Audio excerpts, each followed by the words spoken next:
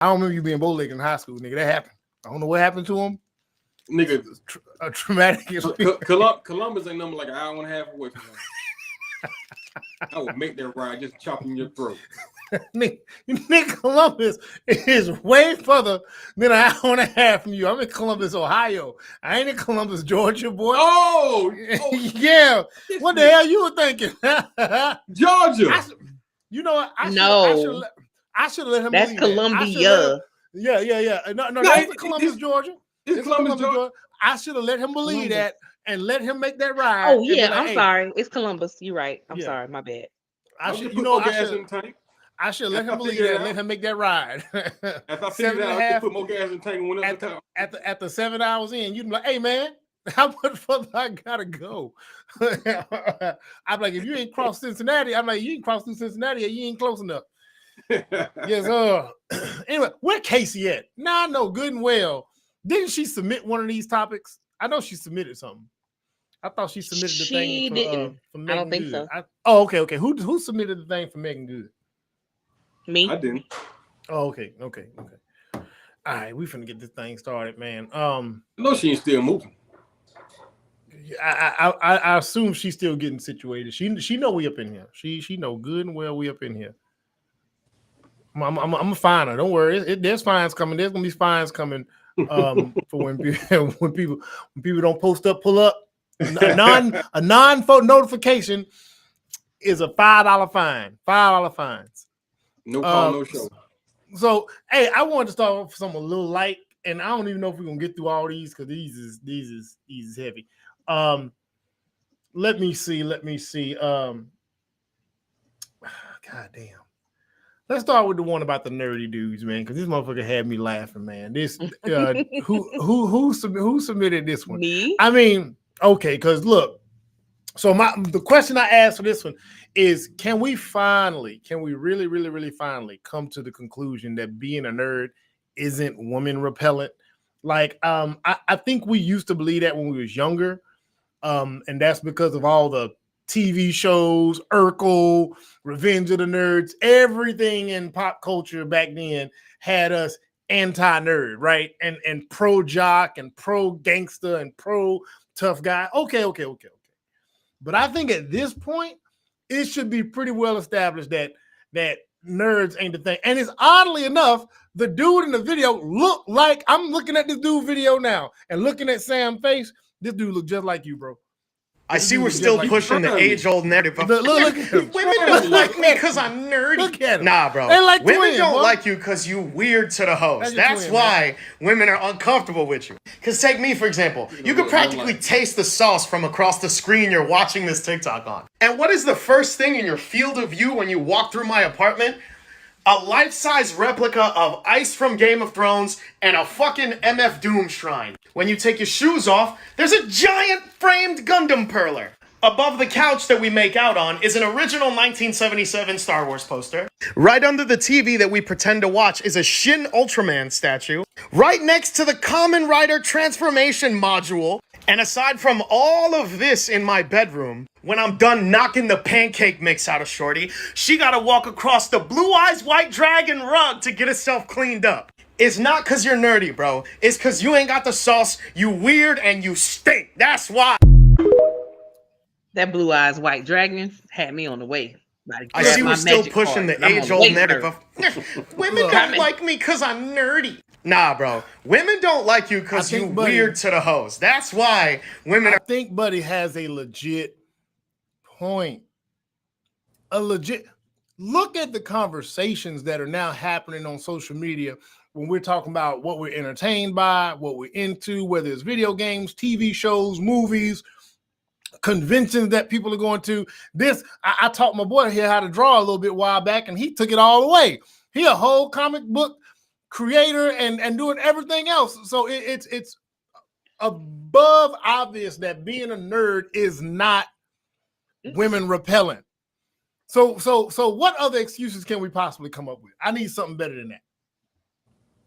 I mean, have you been to a con? Dudes be stink, like for real. Like they stink.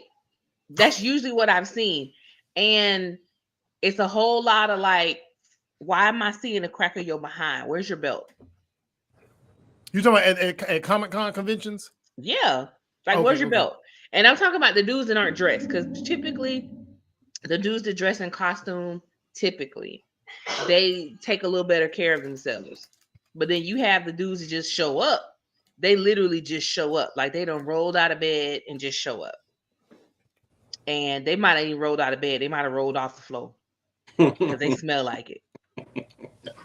And there's always a lack of a belt. There's always a huge beer belly. It's literally the people, from what I've seen, it's the people who have lost themselves in their nerdiness, and they use their nerdiness as kind of a shield to do anything other than just do nerdy stuff. Like, they'll go to work, do nerdy stuff, and that's it. Versus, this is something I like to do for fun. They turn it into their personality. So in that process, they spend so much time in fantasy that they forget about real life. Mm-hmm. So they no longer have an actual personality. And there's no balance. Because, yeah, you gotta, like dude here, only thing, two things wrong with him is he cockeyed and he got goals in his mouth. Other than that, and a lot of women, they're okay with that. I could probably get past the cockeyed thing, but the goals, I'm good. The goal, well, yeah, see, the disrespect. I don't do no goals. The goals, is unless fine. Now, if they're removable, I'm okay with that. But if they're in there, nah, mouth just smelling like pennies. But he's right. He's like, you can taste the sauce through the screen. He has confidence about himself. Personality, his identity is not derived leaking around his stuff. Just leaking personality and confidence. Right. Yep. So, yeah. Go ahead and weigh in. Go ahead and tap in, man. I resident nerd. Something like one.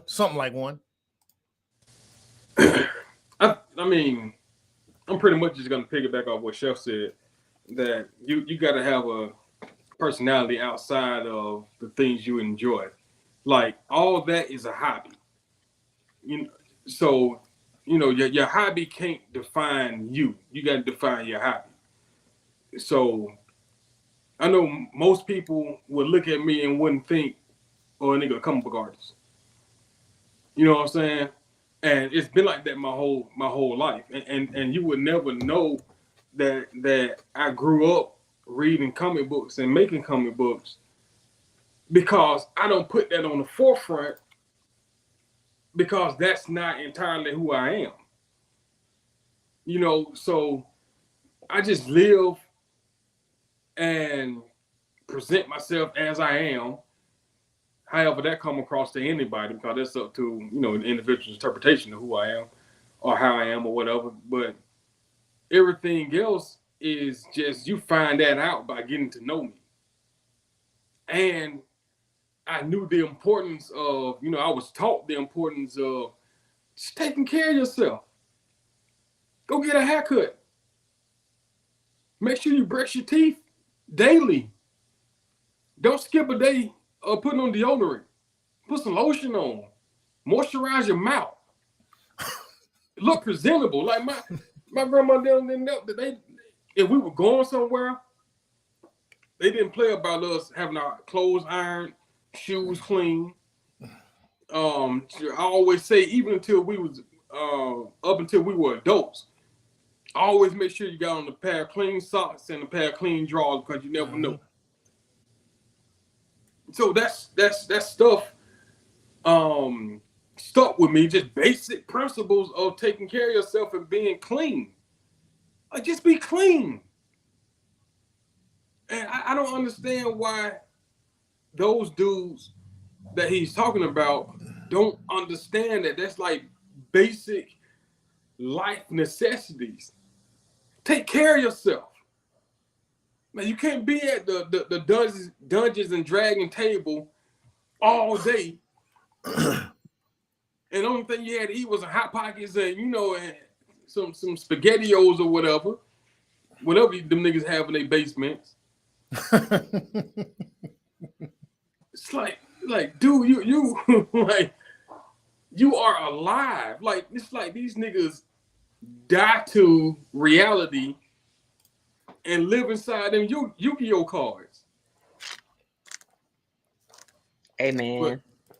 So I don't know if it's the failure of the parents or what. I don't know. I mean, I do. So I think I think it's definitely a failure from up top, whether it's parents or whatever the circumstances where there's a lack of the right kind of parental guidance. It starts from up top because when you get that guidance, like you said, that old school thing is always have on a pair of clean socks and drawers. And you're like, what the hell? You never know. You get into an accident and somebody got to take your clothes off. What if you meet a lady? Like whatever the situation calls for, you want to be physically at least passing for somebody who cared about what they was doing. Now, there's things in life that are going to trump that. Yeah, if you just got finished cutting the grass and you decide to hop in your truck and head to Home Depot, that's a different thing. But just on a regular basis, man, like Chef said, you can't be looking like you just rolled out of the bed or just got up off the floor. Mm-hmm. You come on, man, and then blame women and say, well, they're gonna have to accept me for me. And well, they can't accept me for me in the United States. I'm gonna go to Brazil. Take your corny ass to Brazil if you want to. They gonna trick you out of your little funds that out there too, and then you ain't gonna like them either, and you're gonna keep traveling the world and find out that having personality, confidence, balance, and some personal upkeep, some pride about your upkeep goes a long way. So yeah, man, he ain't lying, man. I know we talked about this before. He ain't lying. These dudes, they don't want nerds. Now, do I also think that the nerdy thing has become cool to the point where some are claiming that they're into nerds? They really ain't. Yes, we know anything that's trendy. A whole bunch of people gonna trend and say, I'm either a nerd, always been a nerd, and I've always been into nerds, and I like me a nerd. Y'all are motherfucking lying. Just like y'all was lying about being sapiosexuals a couple of years ago when y'all was into poetry and dropping poetry and using words like the mirror. You know what I'm saying? It's a few of them, but it wasn't all of them. It wasn't all of them. I remember some of y'all. I remember some of them lying. Some women was posting, I'm a sapiosexual. I said, girl, you can't spell sapiosexual. Get your ass about here. You ain't read a book in all your life. No, you ain't no sapiosexual. Get out of here, man. So yeah, but yeah, I agree with homeboy, man. He a trip too, man. What's funny, in the comments of this video, some girl was like, ain't nobody coming over there. They roasted her tail. When I tell you, they roasted that girl so hard. It was like, girl, ain't nobody invite you to class. They be like, well, move, bitch. I'm on the way. That is funny. I mean, all right. Good. Go ahead and get their ass, man. Hey, man, look, the internet is still that place where you show up being loud and bold, and you don't deserve it. Oh, they gonna light your ass up in them comments. Like, I mean, it is everybody. Nobody's immune to it. The internet is indeed undefeated. Can't nobody out roast the internet. No one person can do that. Next thing I was gonna get into is so this thing you ladies shared, Chef. I want to tap into that, man. Okay. Where the woman is talking about her physique. Because I've heard it and I've heard light comments on it, but man, hearing it from a woman's perspective always makes the difference in the world. And I want to say the question I got for this one. Should black women's shape be considered as it pertains to the dress code in the workplace? I mean, it's just that simple. I'm gonna play what this lady has to say about that's the question you had for that video? Yeah, that's it. Was that wrong, or did she do something bad? Oh, and then they decided to reschedule the with me for tomorrow. But before they rescheduled, the lady was like, would you like to come back after changing and come back? And I was like, no. She wore that a job interview. Let me turn to the side, y'all. A job interview. You that far from having your cheeks hanging out. Oh, wait. Hold on. My bad. So I just got dressed during an interview. Yeah, that's a non-qualified question. And then they decided to reschedule the interview with me for tomorrow. But before they rescheduled, the lady was like, would you like to come back? I thought you were and I was like, no. Everything. And we'll continue to do so. But I a job thought, interview? yeah, I thought she worked somewhere, and that was kind of like the standard. Now, her cheeks ain't quite handed. Yeah, for a job interview. Right. So they threw her a bone and decided to reschedule the interview for her. And they were like, "Did you want to go home and change?" And she's like, "No." And they're like, "Well, we'll reschedule the interview because you're not dressed appropriately." So she's saying she got dress coded at an interview, and it's like, "But look what you got on, sis. Are you kidding?" She had to have done that on purpose. Absolutely, she did. Because I'm gonna go up here and make us think about it. Yeah, like she's trying to make a statement. Like, is that really what you really want to die by that? You know what I'm saying? Like, yeah, that ain't it. It's not. If she had done the whole thing you used to do in school with a dollar bill on your knee, and her shorts were a little bit longer, I could see that because that's no longer than a skirt. But that, ma'am, stop playing. Yeah, so is that, yeah, I thought this was what they had. I thought this was what they were wearing at a job, and they were just on her about it, like, man, you can't, you know what I'm saying? Okay, so we talking about something totally different. Man, no. Yeah. Job interview, this is a little too casual for one, and definitely the shorts. They just too up there, man. Like, come on, man. Like, who wears shorts to a job interview to begin with?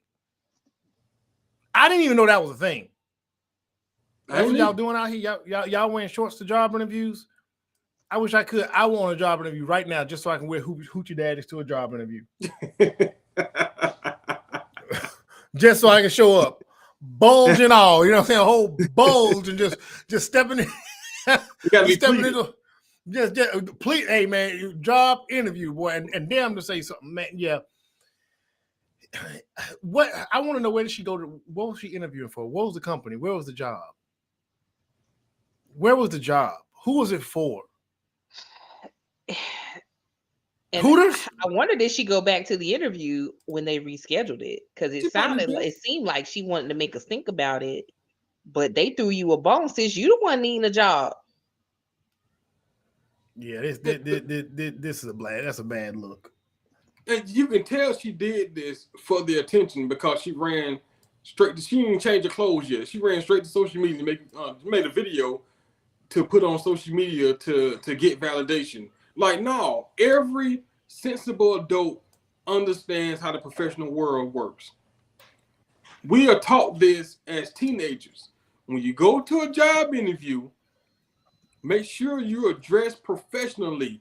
That is your first, that's the first impression you're making on the people that you are asking to hire you. Very first impression. Day one. Day one through the door. Your appearance is a statement. You know, the first contact is your resume. If your resume doesn't match your appearance, it ain't gonna work. I don't care how fly your resume is, because when you show up however you want to be and as casual as she is, it's telling them I'm not serious. You know what I'm saying? So it's not it's respectability politics and all that BS that they be trying to throw around. It's just professionalism 101. Look professional. She probably could have kept the sweater and the shirt on if she would just have some slacks on. Yeah. And you know what? And you know what? Another thing, I don't know how old she is. She's sounded kind of young. I think we got to realize that the people that are still hiring you and setting the standards are not your fucking peers. They ain't your friends. They ain't the people in your comment section on social media. They ain't none of those people. The people that's making a decision about whether to employ you or not, and the one signing the check, have standards. The golden rule: he who has the goal or she who has the goal makes the rules. Yeah, that shit applies out here. So jumping on social media, making us think about it, ain't none of them people that agree with you gonna hire you. So what difference does it make what difference does it make what they even think? So yeah. I had that one mixed up, but yeah, old girl, yeah, she messed that up. If she worked at, say, Old Navy, Gap, or something, that would be appropriate for work. For work, yeah, that's what I was thinking. It's not appropriate for an interview. No. I tell you right now, if like rec center in your local town or something, I don't know. if one of my daughters told me that she was on her way to an interview, or she asked me, "Can you drop me off? I got this interview," and she walked out the room like that, I give her 6 months to prepare herself to get out.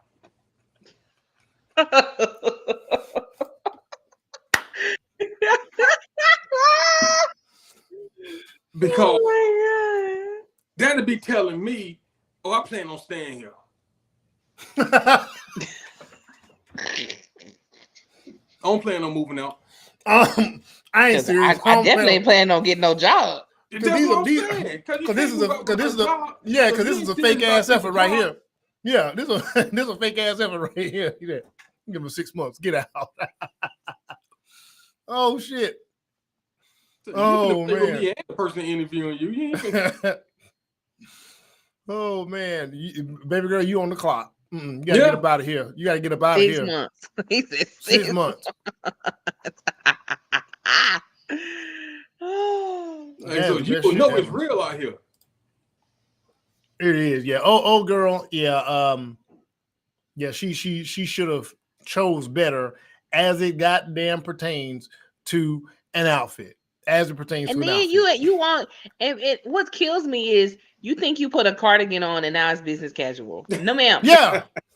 No, ma'am. That's what it was. She thought that was a switch up. That was like, all right, no matter what it this is not the early 2000s where we would turn a work outfit into a club fit. No. Yeah. Throw this on real quick. Yeah. Damn Usher video. That is funny as hell. That is funny as hell. All right, man. So did y'all, I don't know if nobody submitted this. Is this mine? Or did somebody submit this? This lady asked, where are all the men with no hose? All right, that's what she asked. And this guy gave a breakdown. Now, I'm going to have to pretty much agree with what the man is saying on a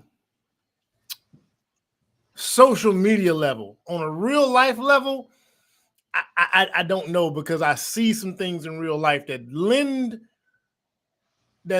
me to believe that women kind of move a little bit differently than this. But anyway, I'm gonna go ahead and play this video because this shit was hilarious. Buddy broke this down, and I saw no flaws in what he Men had. with no hose.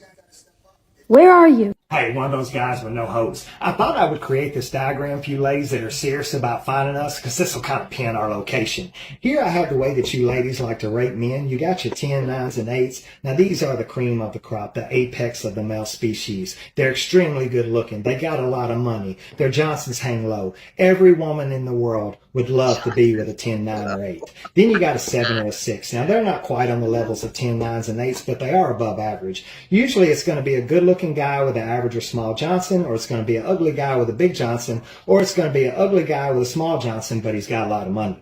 Then you got your 5, 4, 3, 2, 1s. Now women like to lump this all up into one number and identify it as instantly swipe left. This is the area you seek. This is the no-fly hose zone. This is the barren wasteland of female attention. Now, even though 5, 4, 3, 2, 1s are very loyal men, you guys don't reply to our messages because we're holding a fish in a picture, or we're wearing a hat and glasses, or we're 45 years old and we're still trying to use our yearbook picture as our profile pic, or, we cropped our ex out of the picture because we don't take really good pictures and that happened to be a good picture. That's us. Now, let me explain how we can fix this imbalance. First, this is how we rate you women, 10, 9s, and 8s. These are the most beautiful women in the world. These are the women that don't need makeup, they don't need their hair done, they don't need nice clothes, they're just naturally beautiful. They're so gorgeous you could turn all the lights off and even their shadow is fine as hell. Then you got a 7, 6s, and 5s. Now, with enough makeup and doing their hair and wearing the right clothes, they can give the illusion of being a 10, 9, and 8.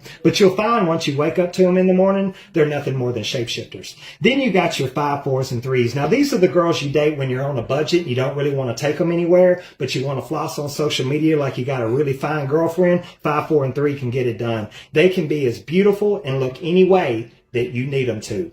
Then you got your 2s and the 1s. We're not going to speak on them. What causes this imbalance is the 7s, 6s, and 5s are convinced they're 10, 9s, and 8s. Then you got your 5, 4s, and 3s. All they do is sit around all day and look at their pictures, and they're convinced that they're 10, 9s, and 8s. Hell, even the 2s and 1s are like, I think I'm a solid 7 or 8.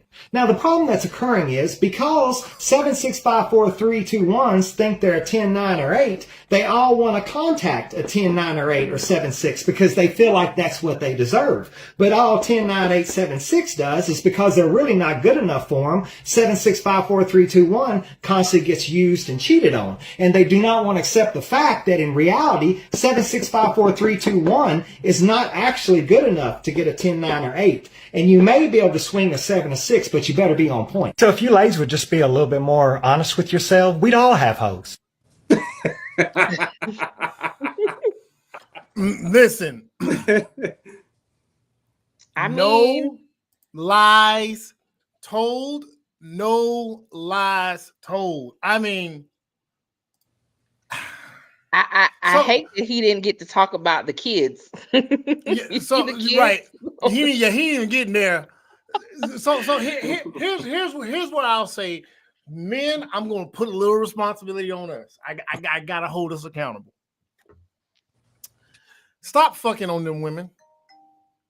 Stop, because if you keep entertaining those women, they will sometimes think, oh, old boy kicked it with me. Old boy, even like old boy, I go over there and kick it with him. We smack bellies from time to time.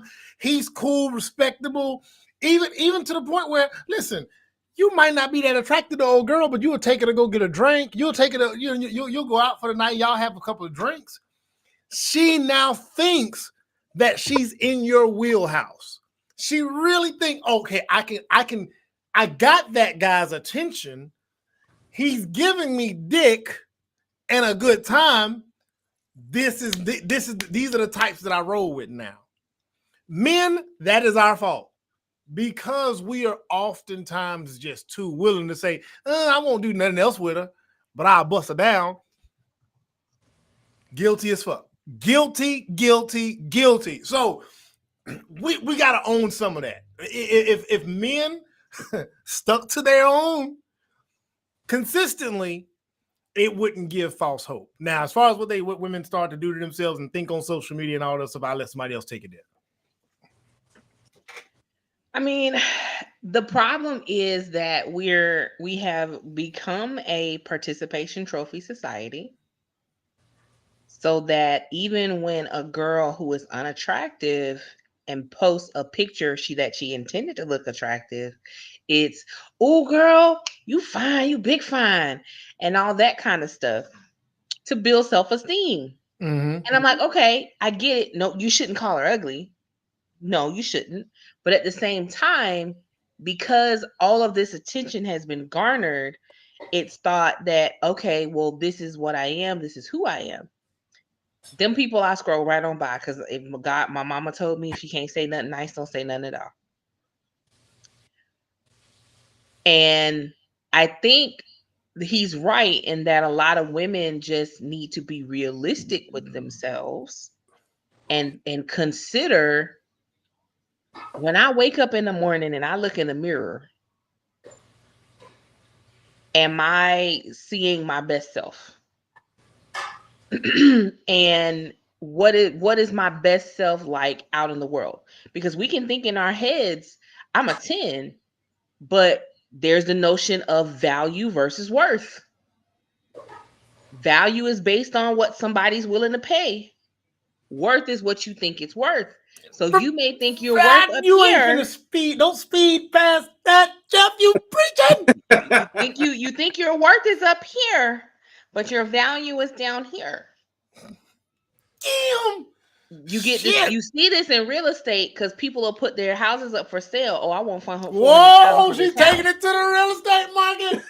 The appraiser told you that it was worth $240K. And you said, well, I believe I can get I believe it's this 275 because it's sentimental value. Yeah, and it's this and this. It's and that bitch been sentimental sitting on the to market you. for a year and a half. And for a year and a half, it's been sitting on the market. You still I got to pay need to that get mortgage and them taxes. $400,000. It's not worth that. Woo! Ooh, I'm So- gonna play this back. I'm gonna play this back. And I think social media has done that for everybody. It's Absolutely. Absolutely. Absolutely. It's some men out here that's some booger wolves, but somebody called him handsome. Yeah. And you know, I mean, look at Ninja Turtle guy. Yep. I mean, he's not ugly, but he ain't is. as fine as he think he is. That nigga ugly. He was a solid 5. I give him a 5 with a nice outfit. That nigga like a hand puppet. He said he looked like a hand puppet. Boy, you cold as hell. I mean, yeah, I can see the Sesame Street. I can see that. I can. But you know, that's the kind of rub with social media. Everybody has been so focused on popularity that they think social media is real life. And it's not, because out here in the real world, in the club, baby, you getting bust down because a dude had 6 drinks. And or he's just hard up and his wife ain't doing him, so he want to put it in something. Oh, he on a drought. He on a drought. Man, it's dude that on a drought. Dudes will have sex with women they ain't even attracted to. Or barely. So- Man, the level of attraction that we need, well, I think it depends. Like, as you get older, you kind of get more. But young men, especially young men. Young men out here putting it in each other. That's how bad they need to put it. Let's just be real. They put it in each other. This new generation different. It's a different generation.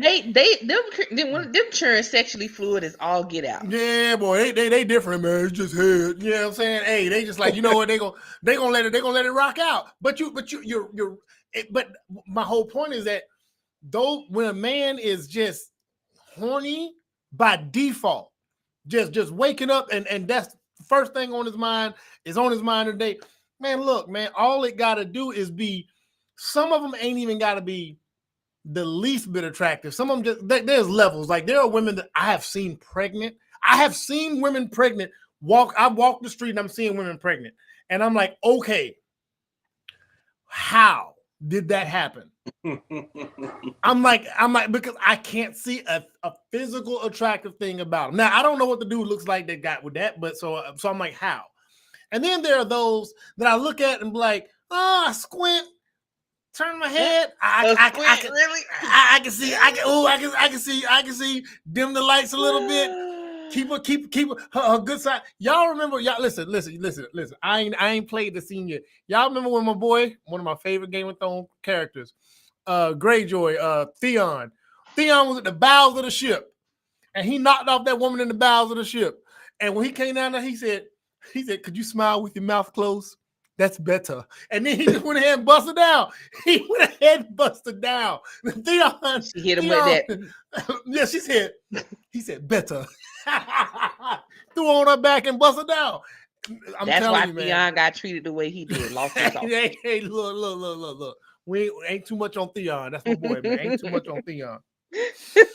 But yeah, man, me and a bust down some things, and then you giving that woman a false sense of, oh, okay, I rank up a little bit.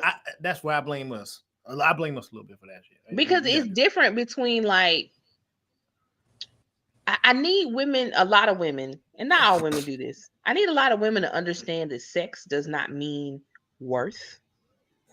Sex just mean you got body parts. That's it. Just because he'll have sex with you don't mean nothing, baby. Will he show up for you in the middle of the night when you need something? That's when you tell a dude actually cares about you. And I don't mean show up in the middle of the night to screw. I mean show up when you need him. If you on the side of the road with a tire, is he coming to fix it for you? Those are the things that demonstrate a man actually cares, because at that point, he's concerned about your safety. And being concerned about your safety means he values you. Mm-hmm. Just putting his penis in you, child, that's the lowest value. Dudes put that. I mean, just think about it. When they like 13, 14, that sock gets some work. Be dried and crusted up. They will put it in anything. They got a whole movie about it. Apple pie. American Pie. Oh, American Pie. You're right. Mm-hmm. Mm-hmm. Whole movie about them just putting it in anything. It's universal. Oh, and boy, oh boy, go ahead, Sam, because boy, that's gonna take us into this next subject. But go ahead. I don't really have too much to add. Other than people got to stop being afraid to be honest with themselves. Like when you look in, like we all understand the standard of beauty.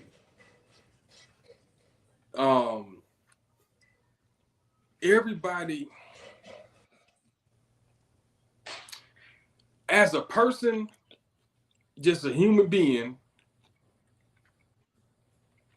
a vessel of life, yes, you are most definitely valuable to life. Mm-hmm. Beyond that, though, it's a level beyond that where you are deemed valuable based on your appearance. And we all have a good idea of what that what's the word I'm looking for? Standard of beauty is. And it differs, depending on what culture you're in, what culture you're from, what culture you're interested in. It's different. But, speaking as somebody that's black, we all know what that standard is. Shapely. Decent face, cute, whatever. You can look in the mirror and tell that whether or not you have that. You know what I'm saying? And if you don't have that, then what do you have that you can increase? You know what I'm saying? Because niggas got to do it too. It ain't just on women. Men got to do it too. What assets do you possess naturally that you can emphasize and market that? But I think a lot of folk don't want to be real with themselves, and they want to believe that they are the total package. Because I understand that it can be hurtful to accept the fact that you ain't really that pretty in comparison to what the standard of beauty is. I think, man,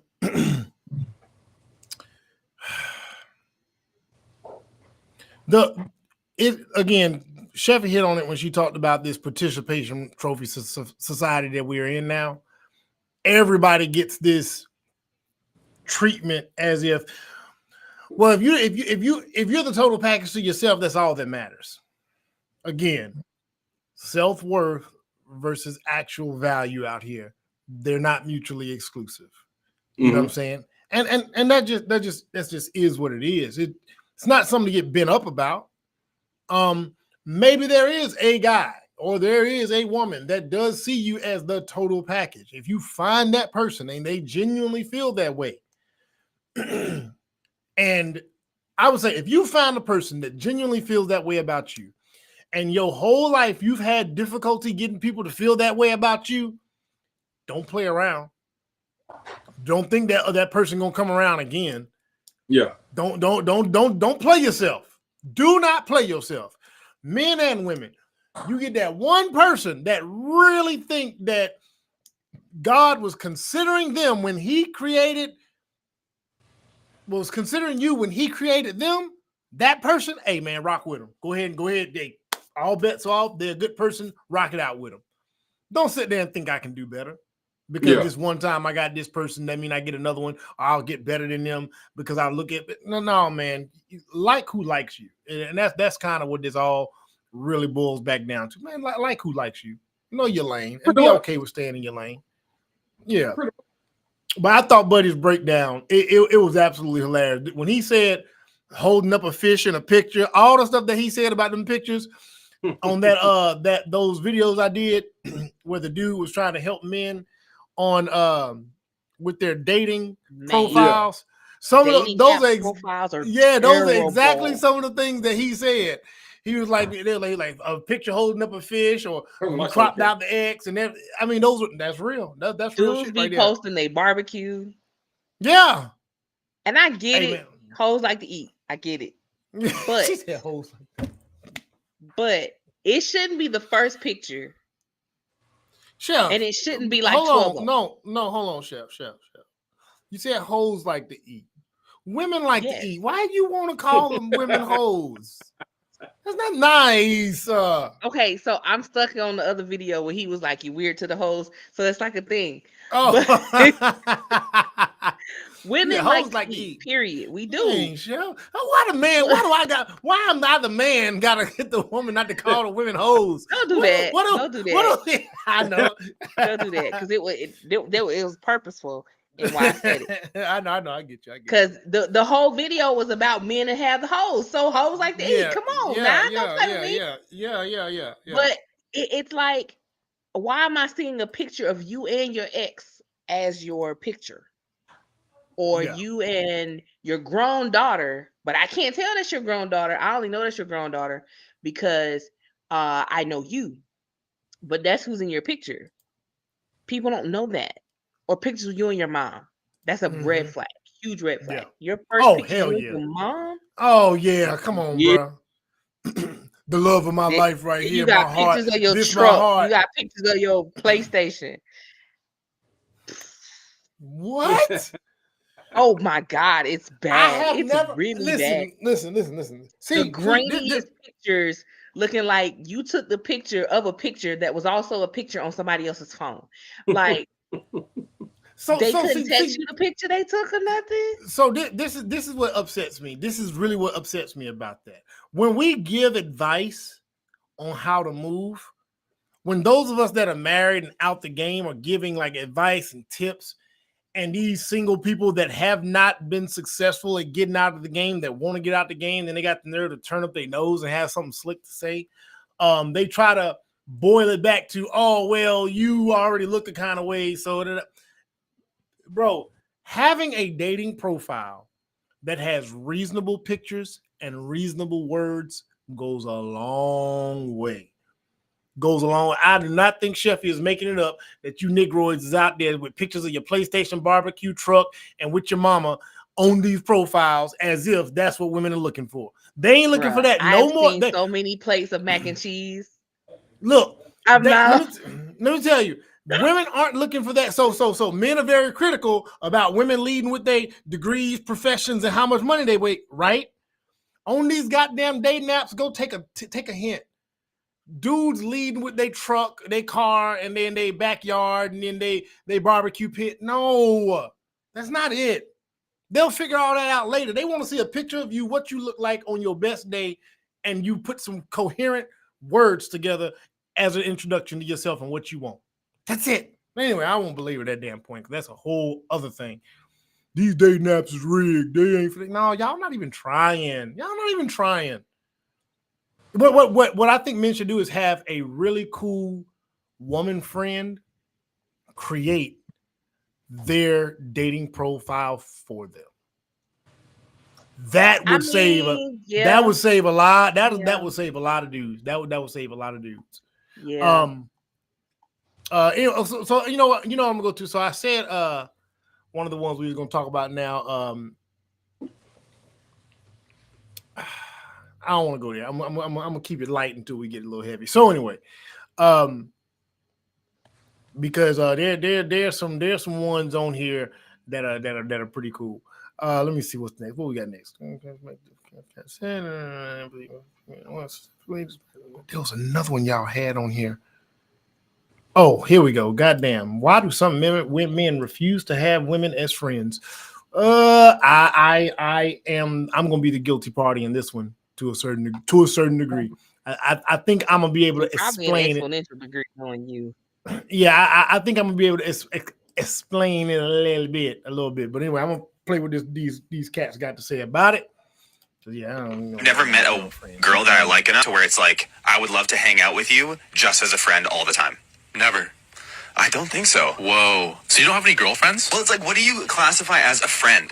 Like, you're my friend. Yeah, we hang out a lot. I guess I'm kind of the same. I have girls that I'd say are my friends, but none that I hang out with all the time. I don't know if that's me, like, just perceiving that relationship in a weird way, or, you know, it's hard to be friends with the opposite sex. Because sex is going to ruin it. Yeah. And the odds of you, it's like, and what do? Just exclusively pick girls to be your friends that you find ugly? Like, Jessica, you're my friend because I'm not attracted to you. You, like, introduce her to your other friends that are girls, and she looks around, she's like, wait a minute. Number one, y'all are so lost in the sauce of objectifying women, you literally just admitted you only see women as sexual objects at the end of the day, and that's the reason why you can't be their friends. Number two, the same men that had this same sentiment that was illustrating this video is the same dudes that beat their chest about being against simping. On simp shit though. Number three, these are the type of dudes that talk trash about being friend-zoned when they just recognize, listen, everybody don't find everybody attractive. And I can tell you, I ain't never thought about, what if the girl that you have friended thinks you're ugly? What if that? Number four, this is what that girl was talking about in that video where she said most men are emotionally attracted to other men, but just sexually attracted to women. This video just illustrated that. Number five, they say birds of a feather flock together, and I bet you hang around with an interesting group of friends, don't you? Number six, this guy used the term friend, a non-gendered term, and made it for him, it only can be masculine, it only can be men. Listen, I know a lot of dudes that I grew up like this too, and I've always been suspect of y'all, and I'm suspect to y'all to this day. Any man that say that, I can't be friends with no girls, bro, because I'm only trying to fuck. You didn't. We all should watch your ass, man. I've never met a girl that I like enough to where it's like. So I'll jump off the porch on this one. I'm right in the middle of what both of these guys are saying. I'll put it like this: it's not that I never could be friends. I never sought out specifically women friends. And if I'm being honest, I grew up with brothers in my age group. So I was never like, let me go find friends.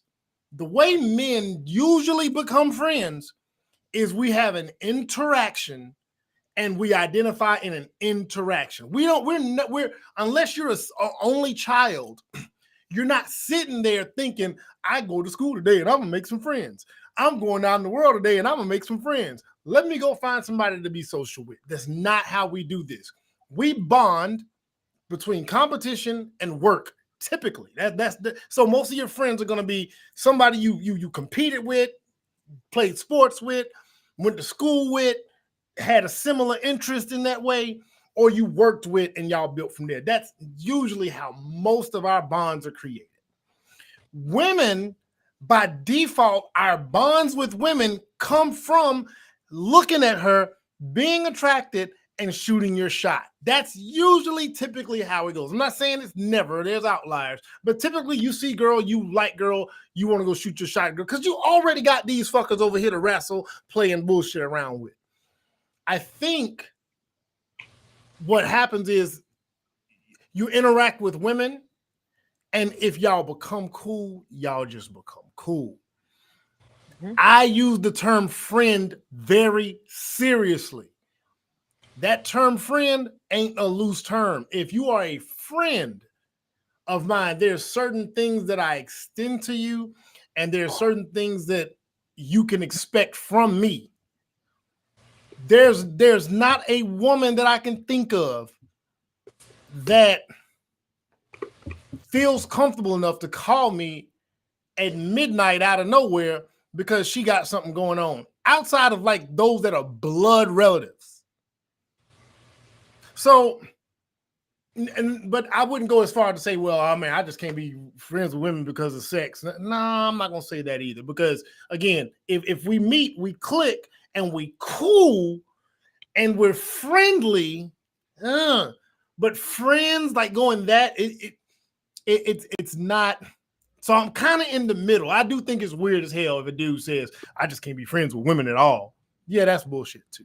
You know what I'm saying? Like, you know what I'm saying? Like, I consider me and Chef, you like the closest to a woman friend that's not a blood relative that I ain't known since 1992. You got like, you know what I'm saying? You real, you in there around. You like sister. I'm like, I don't play about Chef now. All right, y'all, watch your mouth. Watch your mouth. You know what I'm saying? You know I what I'm saying? appreciate Casey, that. Yeah. So I'd say that, you know, and at that point, you see those women as sisters, and those thresholds, those sexual boundaries would never get crossed. Absolutely not. So I don't believe. So when those dudes saying sex can ruin it, I understand why they say that. But if that's your friend for real, no, it can't, because you wouldn't even allow it. You wouldn't even allow it. The thing that aggravates me about niggas like that is whenever there's talk about relations dealing with a woman, it always begins with sex. It's like, nigga, is sex really that important to where you would see every woman as a potential? We just talked about it. Like, why is they want to put it in anything? What are you not understanding? Nigga, this is where it begins and ends. You know, these niggas is booty warriors. It's insane, and it's really sad that you can't have a genuine connection or relationship with someone that's just platonic, purely platonic. It's sad that you can't befriend a woman because you're afraid that you're just gonna mess it up with sex. How do you know she's available to you for that? She got to be attracted to you too. So, and especially looking at them niggas, they'll be lucky to have somebody attracted to them back. But it really frustrates me that niggas reduce themselves down to their balls. That's all you are? Just a sack. Like, nigga, come on. So every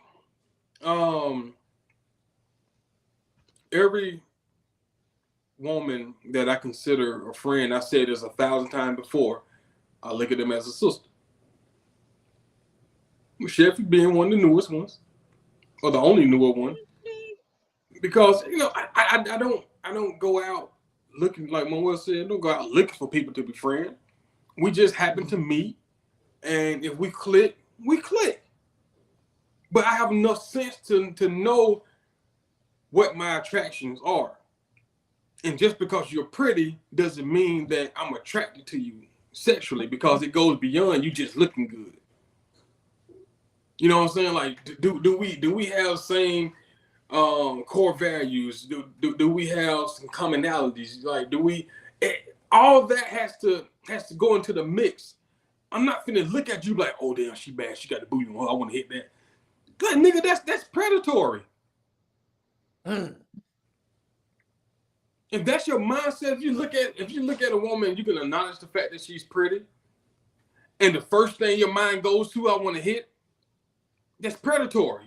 And you need to see somebody about that. Whatever I got.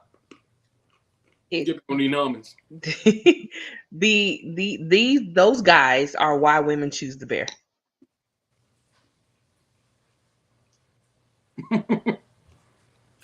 Because you can't even have a conversation without it immediately being about her sexual ability. That's all they see. That and well, I can only be friends with her. I'm not attracted to her. But is your attraction just physical? You know, back to what Sam just said. If your attraction is just physical, then you're pretty much a knuckle dragger at this point. And this is why women choose the bear. I have most of my friends are guys. And that's typically because I like a lot of guy type stuff. Like I'm into sports. I'm into software and nerdy stuff. Not to say that there aren't women that are into those things as well, but I'm definitely not a girly girl. I'm not. I'm not a masculine woman either, but I'm not a girly girl. So like when folks want to go shopping and go to makeup counters and all that, I'm like, girl, everybody's trying to do all of that. But like me and my sister hang together a lot because we're like ace boo and coons. We vibe on the same way. We're not necessarily girly girl, but we like certain masculine things. She's similar. Most of her friends are guys. Um, and yeah, there are some guys that I have engaged with that are my friends, but they were my friends first. Then we may have dated, or most of them haven't dated, but the few I have dated, and then we went back to being friends. Reason being, I only really deal with mature people and how they handle situations. So even when we stopped seeing each other, it didn't get weird because we had a really strong friendship to begin with. So there was level of respect there. They knew once I moved on, once I was married, oh, I can't call her and talk about what we used to do.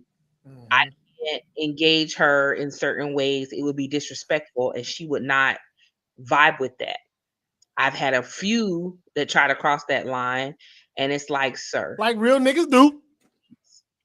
Gotta try it.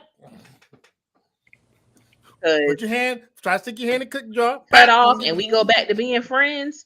We're friends, and that's it. So don't try to, rekindle nothing, baby. We good. We're good. But those dudes also had enough respect for me to know, okay, we got to compartmentalize this thing because she's not the type of woman that's going to vibe in that way.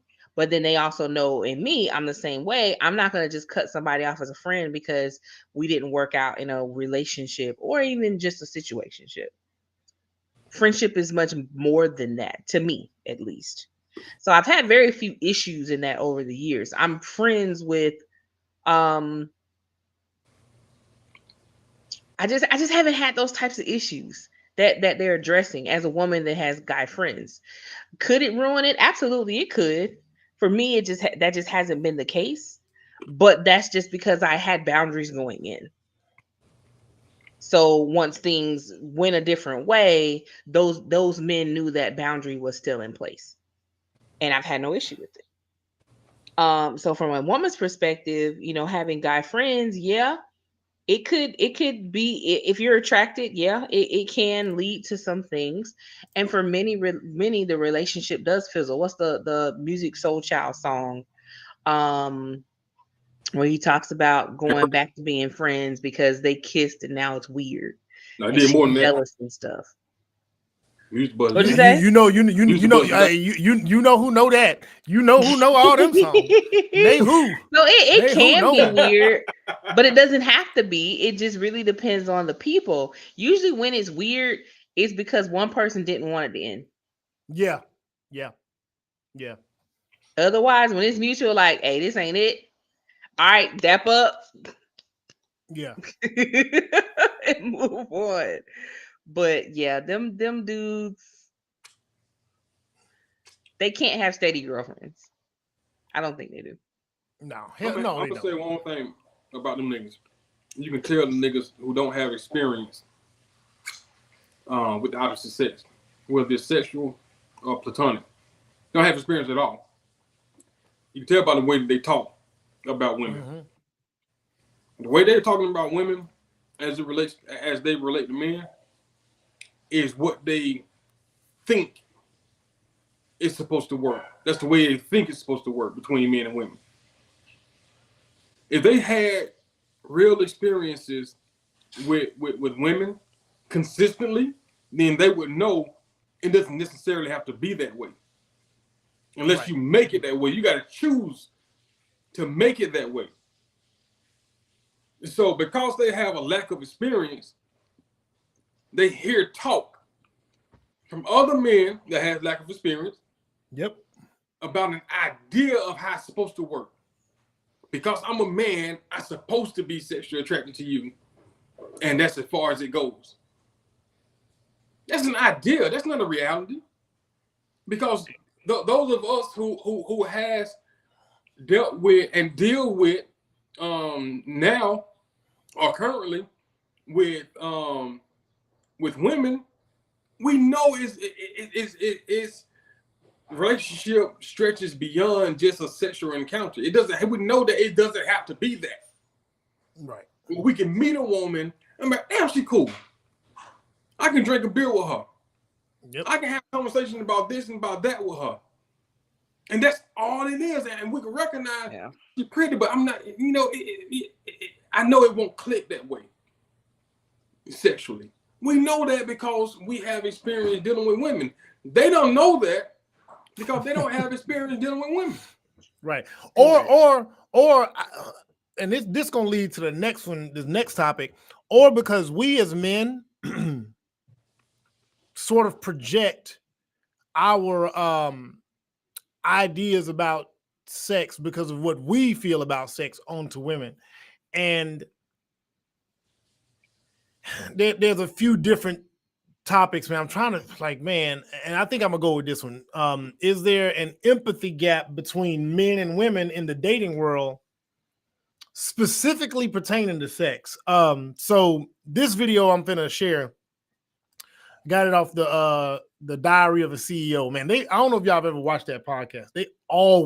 That dude always has some really good people on there. It's some really good interviews, some really good topics or whatever. And he's usually getting people that are, academics, they're idealists, they got the ideas. I like discussing ideas as well as from time to time people, because it's fun. But the ideas, when you discuss ideas, you really come up with some good shit. So anyway, this woman makes a point, the lady makes a point here that there's a lack of empathy between men and women as it pertains to sex. And she touches on this idea that men don't empathize the right way with women because women get offered sex so easily.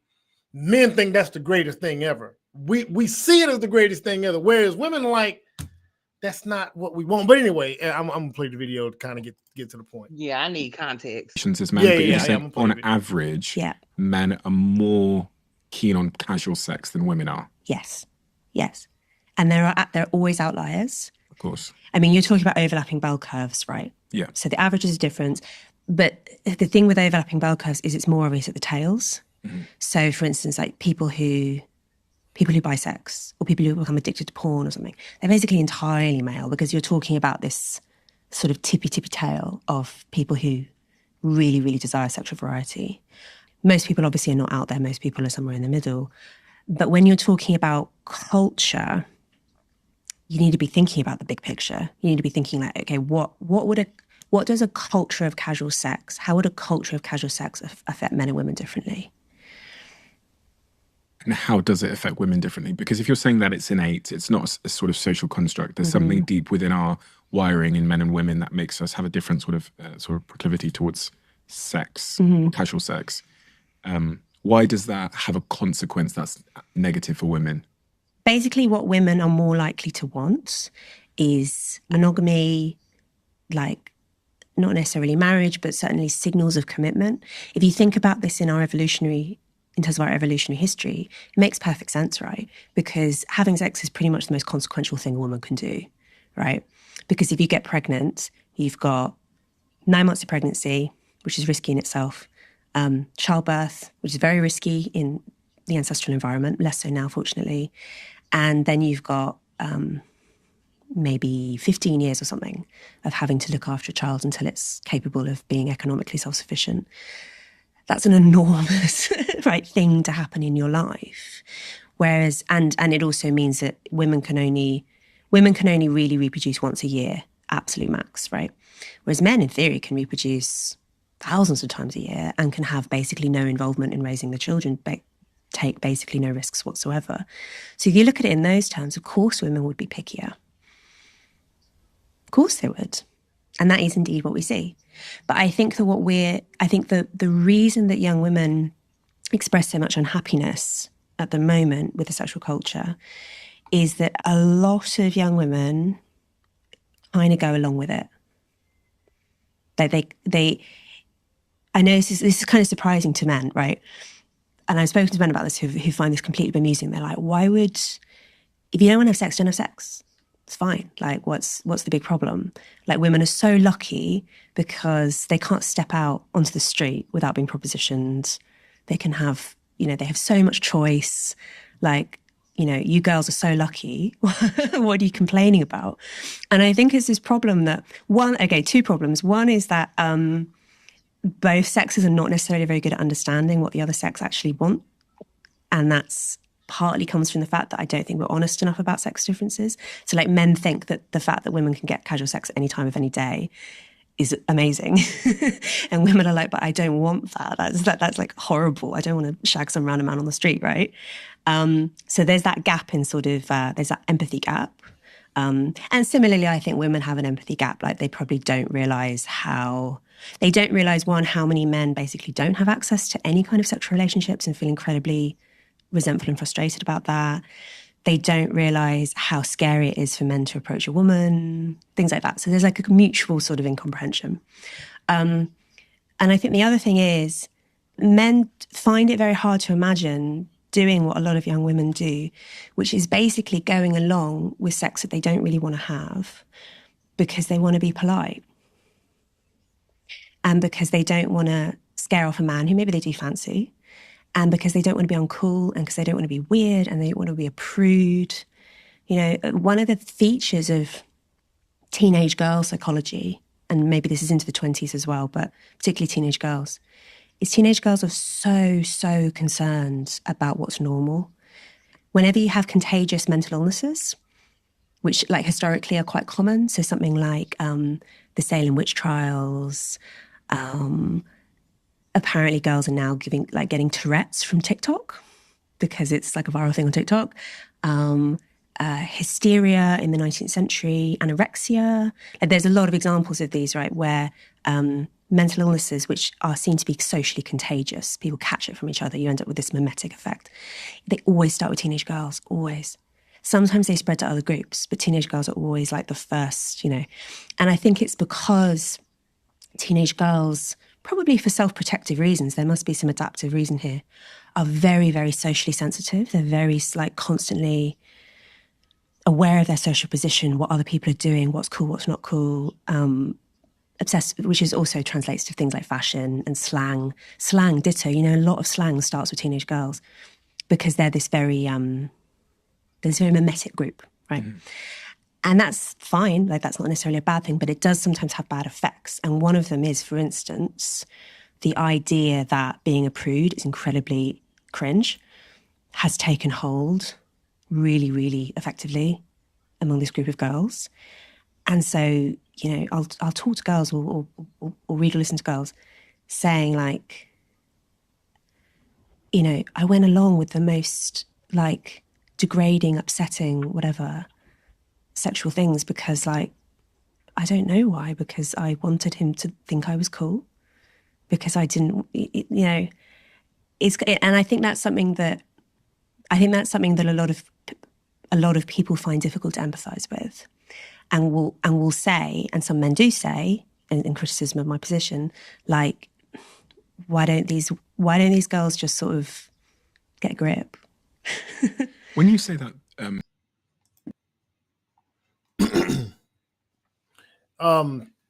she had that was a lot, you know what I'm saying, to take in one segment. I think that a lot of what she had to say was spot on through observing daughters, younger women, working with women, and looking back on my experience as far as dating. You know what I'm saying? Like now looking back on, I used to always say that when it came to sex specifically, right, that younger women were oftentimes and then when I say younger women, I mean when I was young and dating younger women at my age, because I was never an old dude dating women much younger than me. But when I was young, and then as I grew older, I started to realize younger women not knowing themselves, but yet are always willing participants. Whereas when women get older and they know themselves, they're more specific to what they'll participate in, to what they want. They've kind of figured that out to a degree. And I think young men, especially in our younger age, we can't identify that. We got to live a little bit to really understand what's going on in that space. And I've spoken to quite a few women about this pressure to go along when it's, somebody they're dating or somebody they're really interested in, to whereas they don't really want to get down, but in order to be accepted, they'll just go along with it, kind of similar to what she was saying. And the last point I'll make is it shows up in pop culture all the time, but I don't know if y'all remember the movie with Kevin Spacey, American Beauty, and the teenage girl that he kept having fantasies of. She was always putting on this front like she was just a freak. She was just out there. She wasn't a prude. She was just not boring, so on and so forth. And it was always a front until it came down to the moment where her and Kevin Spacey were about to get down, and then it clicked. She was like, "Oh, I'm a virgin." And he was like, "What?" He was shocked. But that whole movie, and then the other girl who's confident in herself, who has the weird boyfriend and everything else, they're total opposites, right? But both of the girls in the movie are very much concerned with their social standing and being socially accepted to a certain degree. And I think that's something that women are dealing with at a much younger age. Girls are dealing with that. And I've seen it in my daughters where I did not see that in my son early.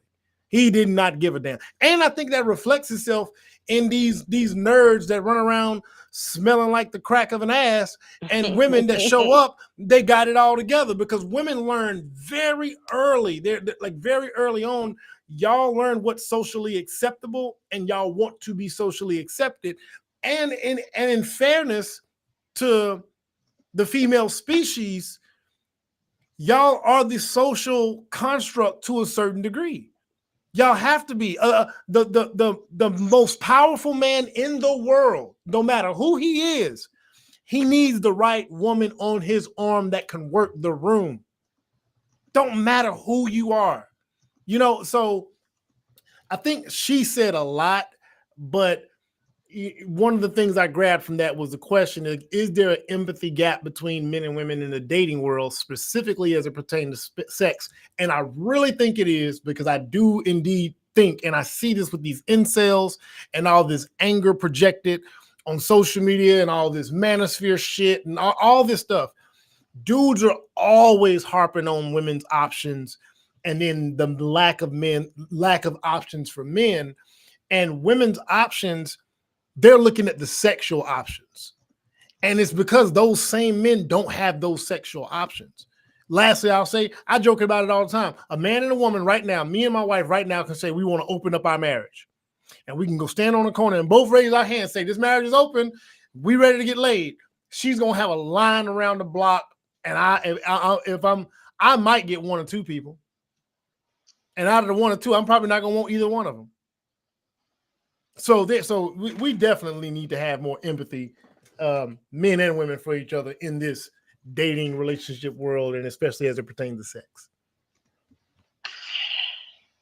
I know that was a lot to digest. I know I saw the sociology. Your wheels started turning, that your head tilted. Because some of it is just not necessarily true.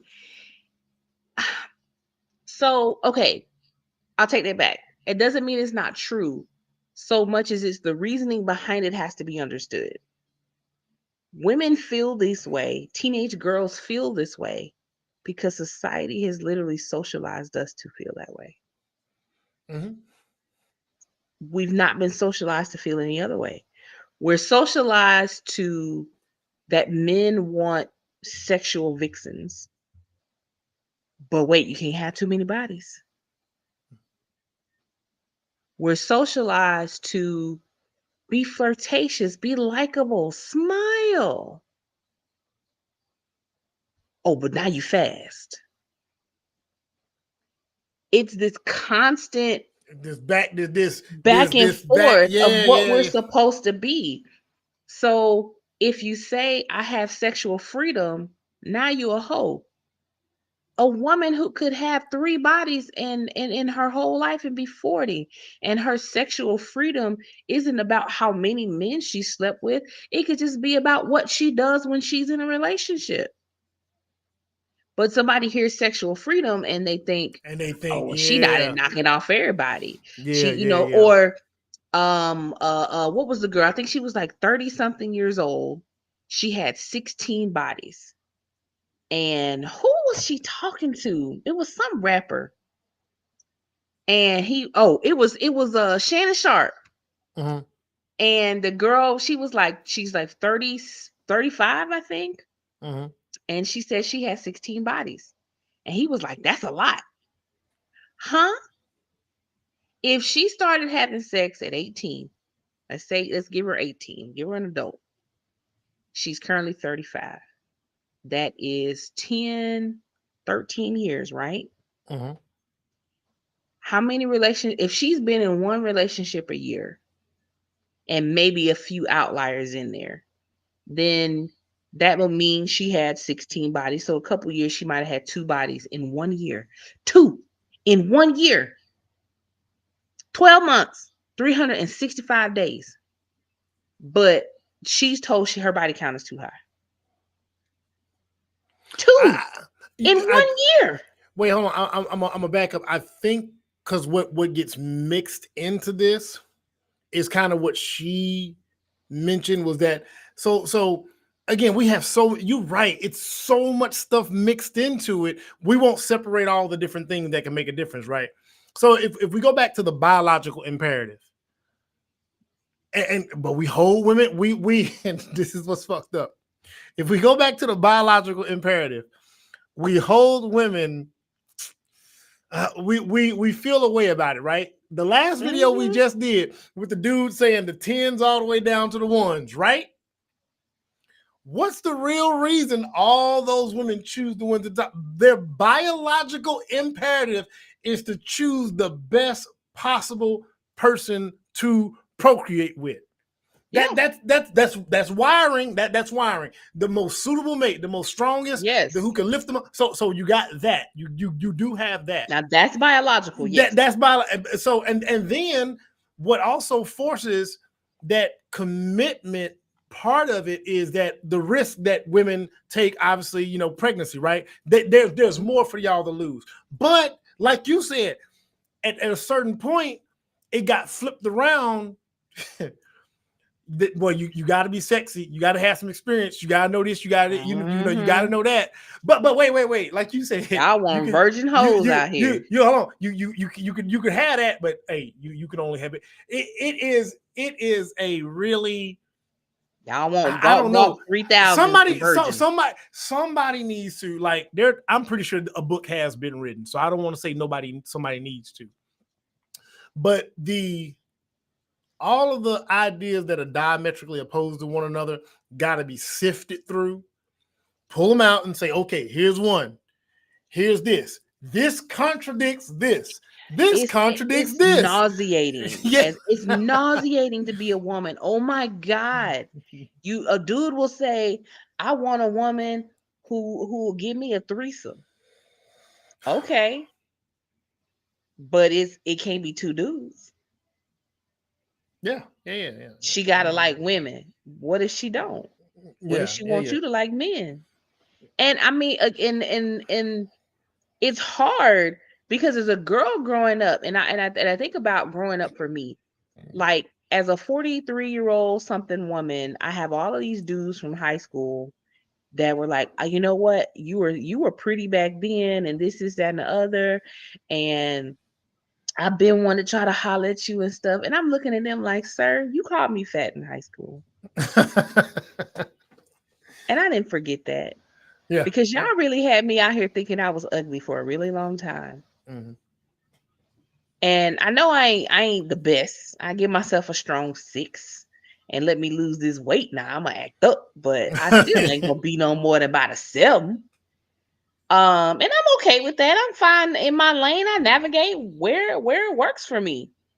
But you know, it's challenging as a young girl because you're seeking acceptance because you're told you should seek acceptance. You're told you should be likable. You're told that you should be friendly. All of these things. So as adult women, now we're running around here with the boo-boo face and dudes, why you ain't smiling? Because I don't want to smile. And now our women always got attitudes. Yes, we have attitudes because we've been told so long we have to be likable and nice to appeal to men who are just going to use and abuse us anyway. And So now we mad. and to the woman's point that she was just making, there's all that pressure that if women are already socially wired and then you start putting shit on top of it, like she said, she said the young girls and the young ladies are telling her, I only got down with that because I wanted to be accepted. Some people perceive that as you know, that woman's weak. Then she ought to know better. Yo, this is why I stand so hard on that under 25-year-old brain.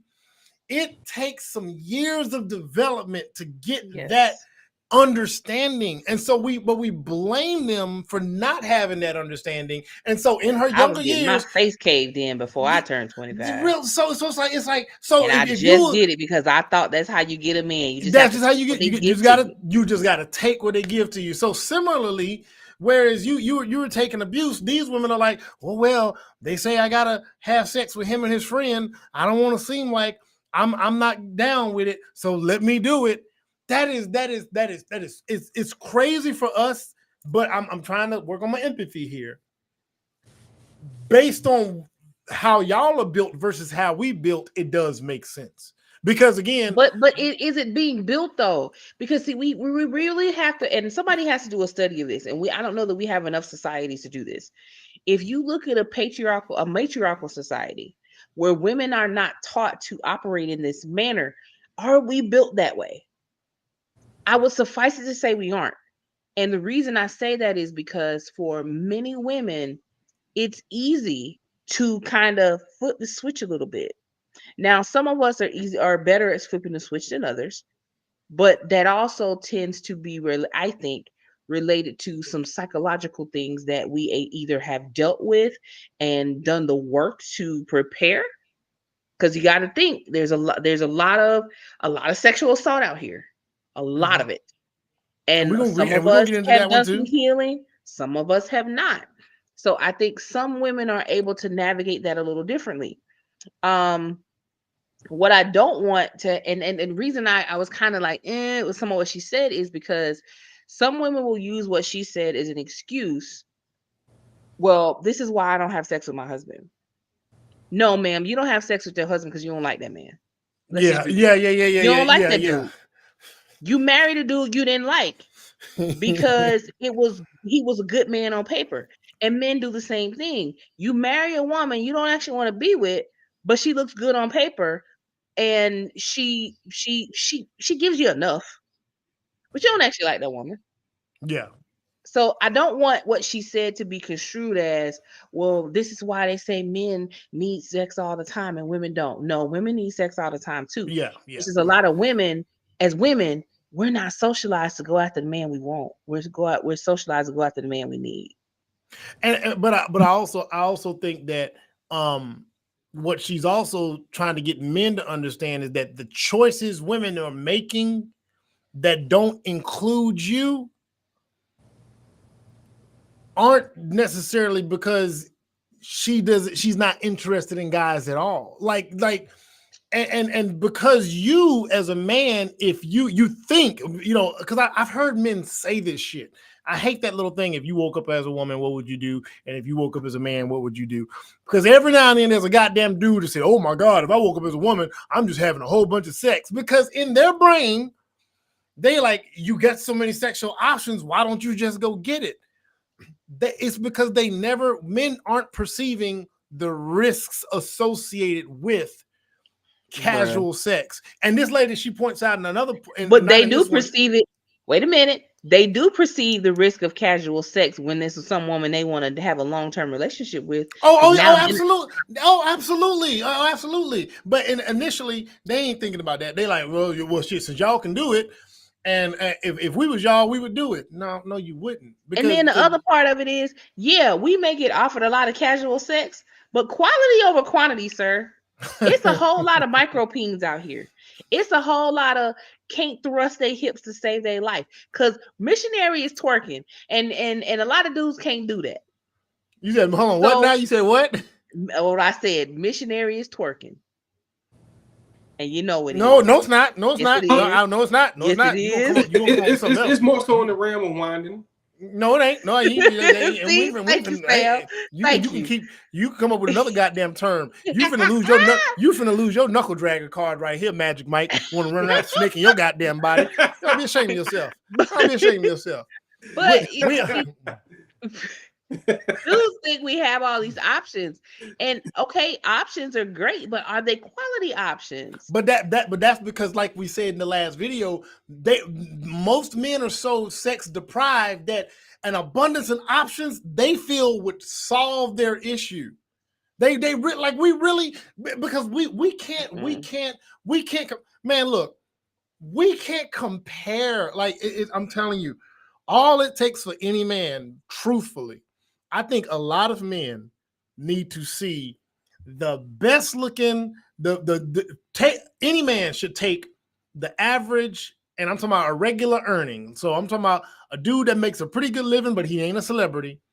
Whoever you think the Bachelor is, picture your mind the guy that you think got all the hoes. And he's not a celebrity, regular dude, you think he got all the hoes. Picture him. I wish we could take that dude's DM and blow it up. Him. We could take a woman that you find to be average and okay, take her DM and blow it up. Boom. That woman's DM makes his DM look like a desert. And he got a few holes in the DM. She got enough dicks in her DM to make her look like a porcupine if she put it on his outfit. Tell him to stay out. Yeah, unless you really put it, you know what I'm saying? I'm screenshotting people. Stay out my DM. Yeah, I'm saying, yeah. But I'm just saying, man, I think we're not reasonable in understanding that. And honestly, what she's talking about is the risk factors as to why women don't. Men got to understand and respect that, and then be like, all right, I kind of get it. And then, like she's saying, yeah, I mean, it's rough out here for the average guy. It could be a little rough. You got to experience some rejection. But again, parents, please get your sons ready. Please tell these boys that they're going to get rejected. Just tell them now. Start telling them niggas know early in life. Get them used to know. Get them used to know. Man, get them used to maybe. Get them used to knowing maybe. I lean into the crib with Adonis and just say nah. Yo. Nah. Sometimes he just be sitting there playing. I just say no. He be looking back at me like, what did I do? He don't even know what he did. I just need to know what no sound like. I used the same thing with him. Man, Sam, you missed out on this video. I don't know where you disappeared for 30 minutes. You know what I'm saying? I had to go and get my daughter from work.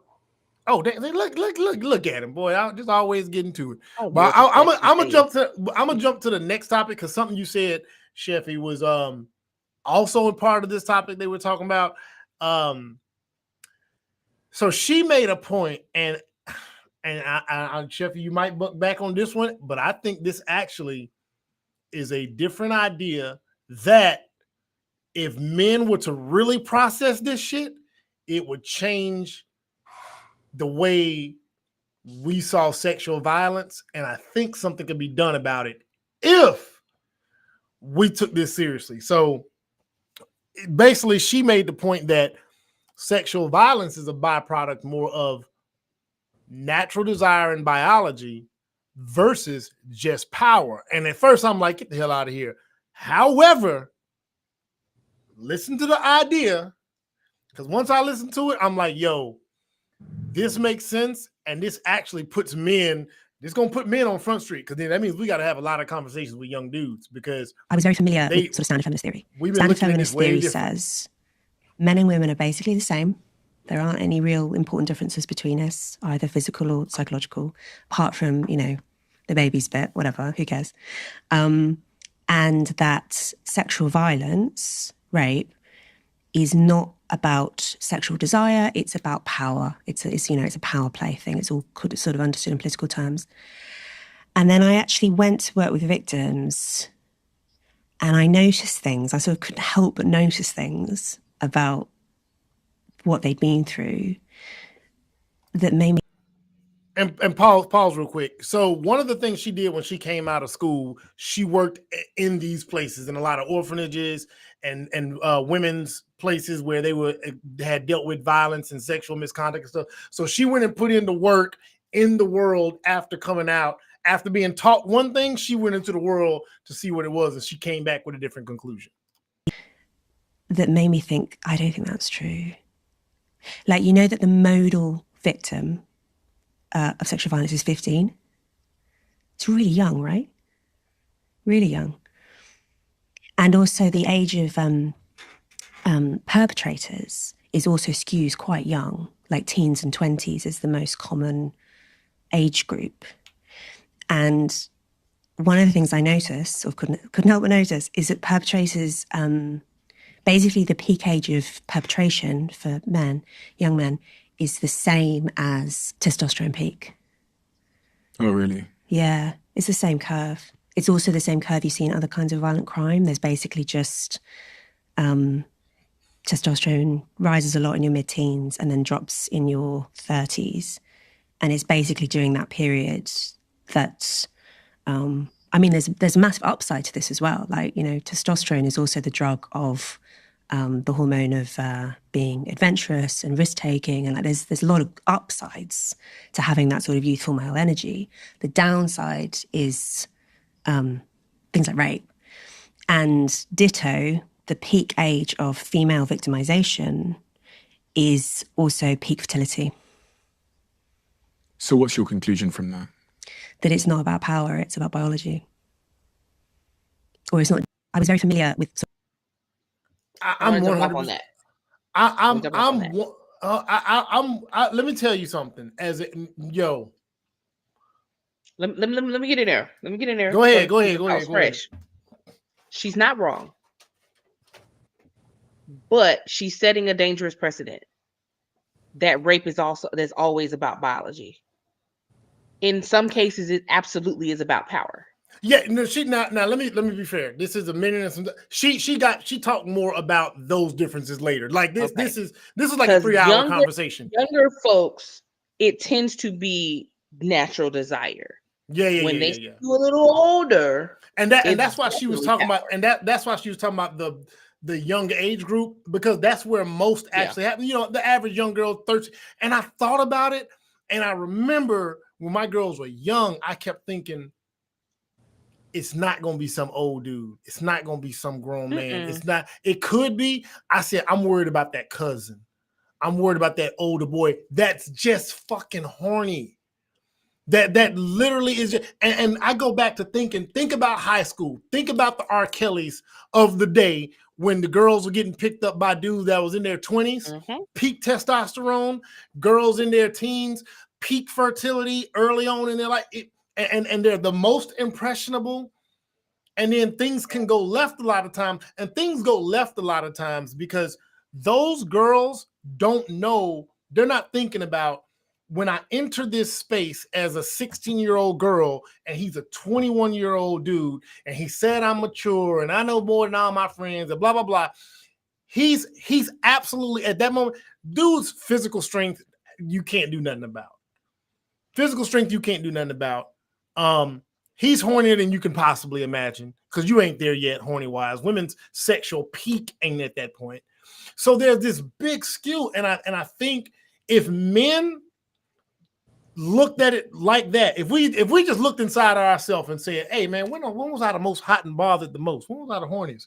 It was around that time. How did I control that? You had to restrict if you either you didn't and you paid for it, or you did because there was a higher power or there was a precedent set. But then you gotta think about you said who? Sam.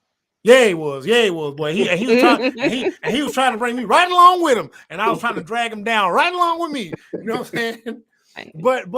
But when I think about it, I'm like, yo, we need to change the narrative about it being this power thing and it being biology, because if we accept that, we'll look at all men as potential predators. Not saying y'all are, but we'll start saying, okay, we got to start coaching these dudes up younger. That means don't look for a sign for him to do something crazy.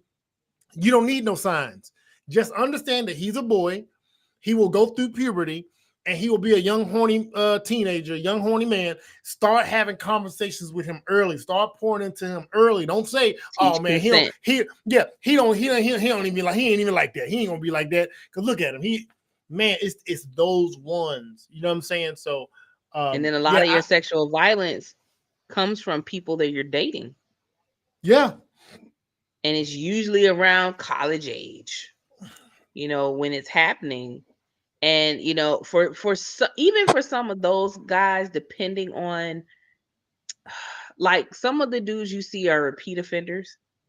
I think it's a combination of power and desire. Yeah, that part. That's what I think it blends. One or two times where dude just kind of flies off the handle and is like acting like in his brain and he didn't hear her say no. A lot of times I don't think that's a power struggle. I think it is just, I'm in the moment. I'm about to get this nut. Yeah. And that's that is a danger. But therein lies the empathy that men need to have. Then why these women always worried about not coming over to my place if I invite them over? Nigga, because they know good and well they can't win a physical struggle with you. If shit Why goes, she take a picture of my tag and send her friend? Yeah. Come on now, go ahead, Sam. Get That's for them other fools. I ain't like that. Yeah, but she don't know that, and it's best that she moves accordingly. It's best that she does. How would you want your daughter to move? There you go. I wouldn't want her to go with a nigga that she wasn't worried about. It don't matter who she worried about. Where you at? And how would she know she don't need to worry about him if she don't take precautions? She'll never know. She'll never know. Go ahead, Sam. Get on in there. You're gonna let me and Sheffy Hall get all up. Man, I kind of blacked out thinking about all the scenarios of how I hurt a nigga. I knew he was gonna go there. Ooh, boy, my blood got hot. I don't even know where to begin.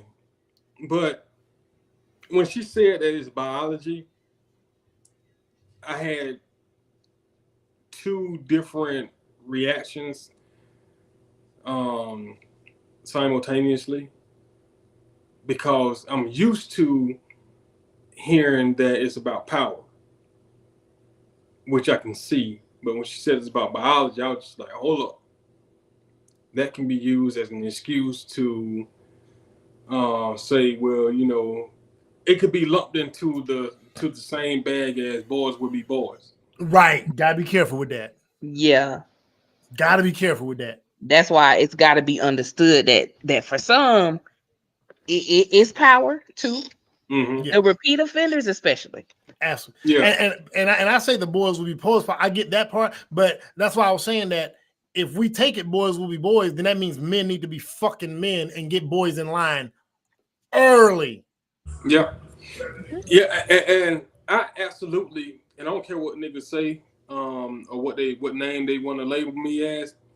It all goes back to men. When you're dealing with boys, it goes back to men. When you're dealing with children anyway, it goes back to men, because men create children.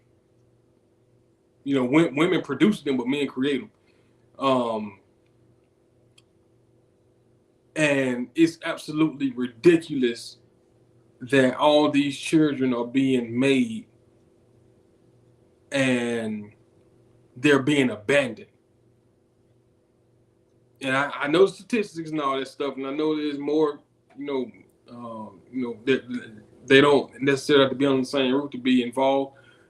I get that, but it still is an element of children that are being abandoned by men, and men just recklessly throwing their seeds everywhere and just bouncing, knowing that it's this life that you have created and abandoned.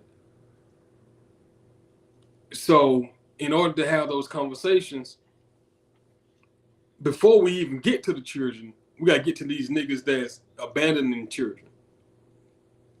You know what I'm saying? And at the same time, as much as some women don't like hearing, yeah, you need to be coached so that you won't find yourself in this position of being abandoned with this child. You know what I'm saying? So basically, nobody can be left out in the equation.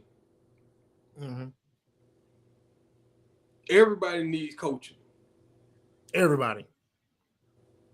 Yeah. And stop being so goddamn stubborn and combative when a man say, or even women say,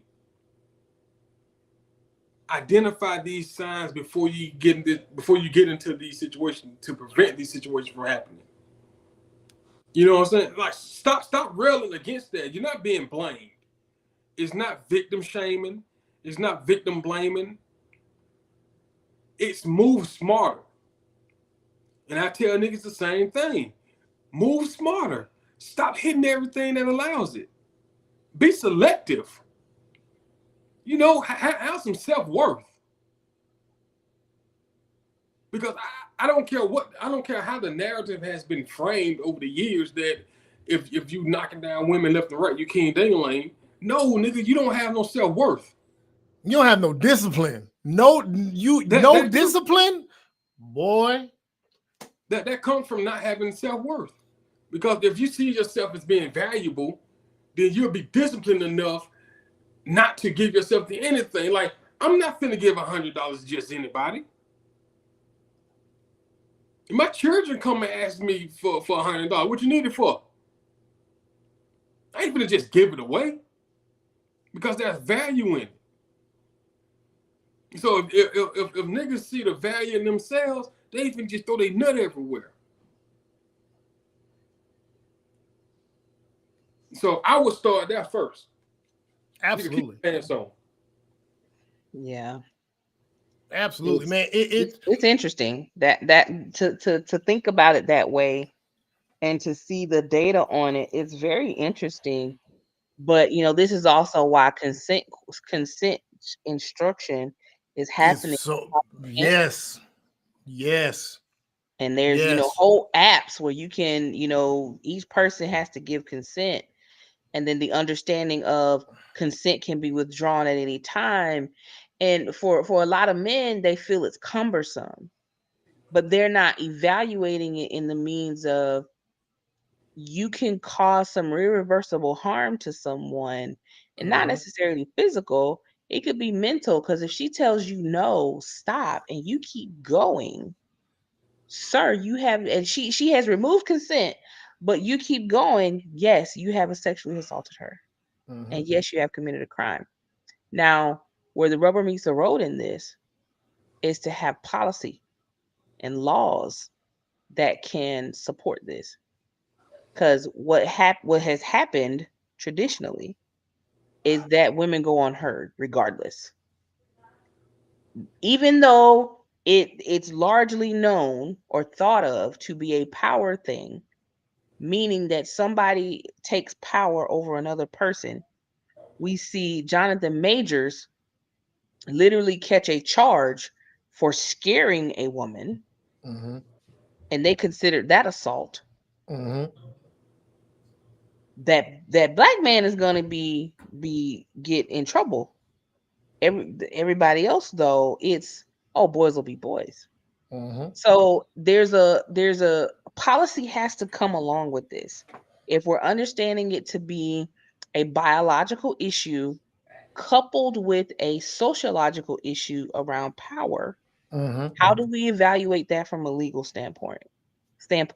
That's hard. That's really hard, because on the victim's end, she just got victimized. None of this power. None of that. It don't matter. even matter. It don't even matter. And that's why I say I throw it in the laps of men, because as men are teaching boys the same way, women teach girls to not go out after night. Yeah, and this is exactly. keep a blade on you. There you go. You choose you the bear. Yeah, everything else. No, but for real, the same way girls are taught to proceed with caution, boys should be taught that you move extremely careful, and you always move with the idea that at any moment she can tell you no. At any moment she can withdraw consent. At any moment it can be stopped. Boys absolutely need no access to porn. It is we need to. There needs to be. I mean, I know they're starting to do something with it now, blocking it in certain states. I honestly say 100% nationwide there needs to be a blackout, and there needs to be some, and there will be eventually.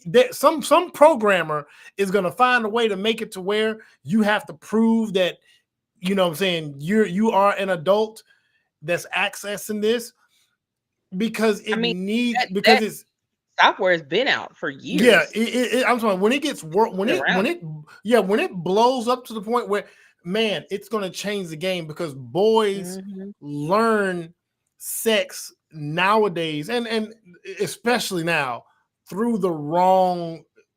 They just like, porn is the worst thing because it's all acting. It's all acting. So I mean, yeah, they getting paid for it, and the two people that signed the contract to participate and get paid, they're consenting to what they're doing in the moment.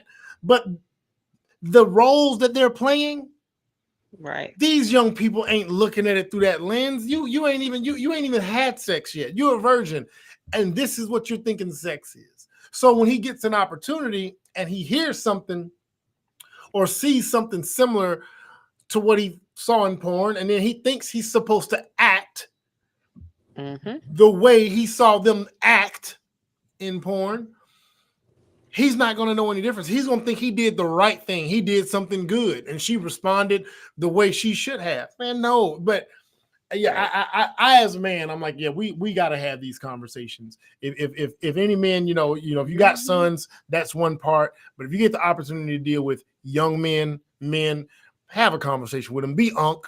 You know what I'm saying? You know, you see these guys. You know, hey, young fella, hey, I know you dating girls. We need to be better than a player. I know you out here getting it. Knock them down, boy. We need that should be over with now. That should be over we with. sat our son down and had long conversations about consent.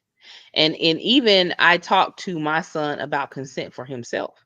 I said, you got to look at, you as a young man, you're in an area where you're an athlete, you over 6 feet tall, you're already going to be targeted.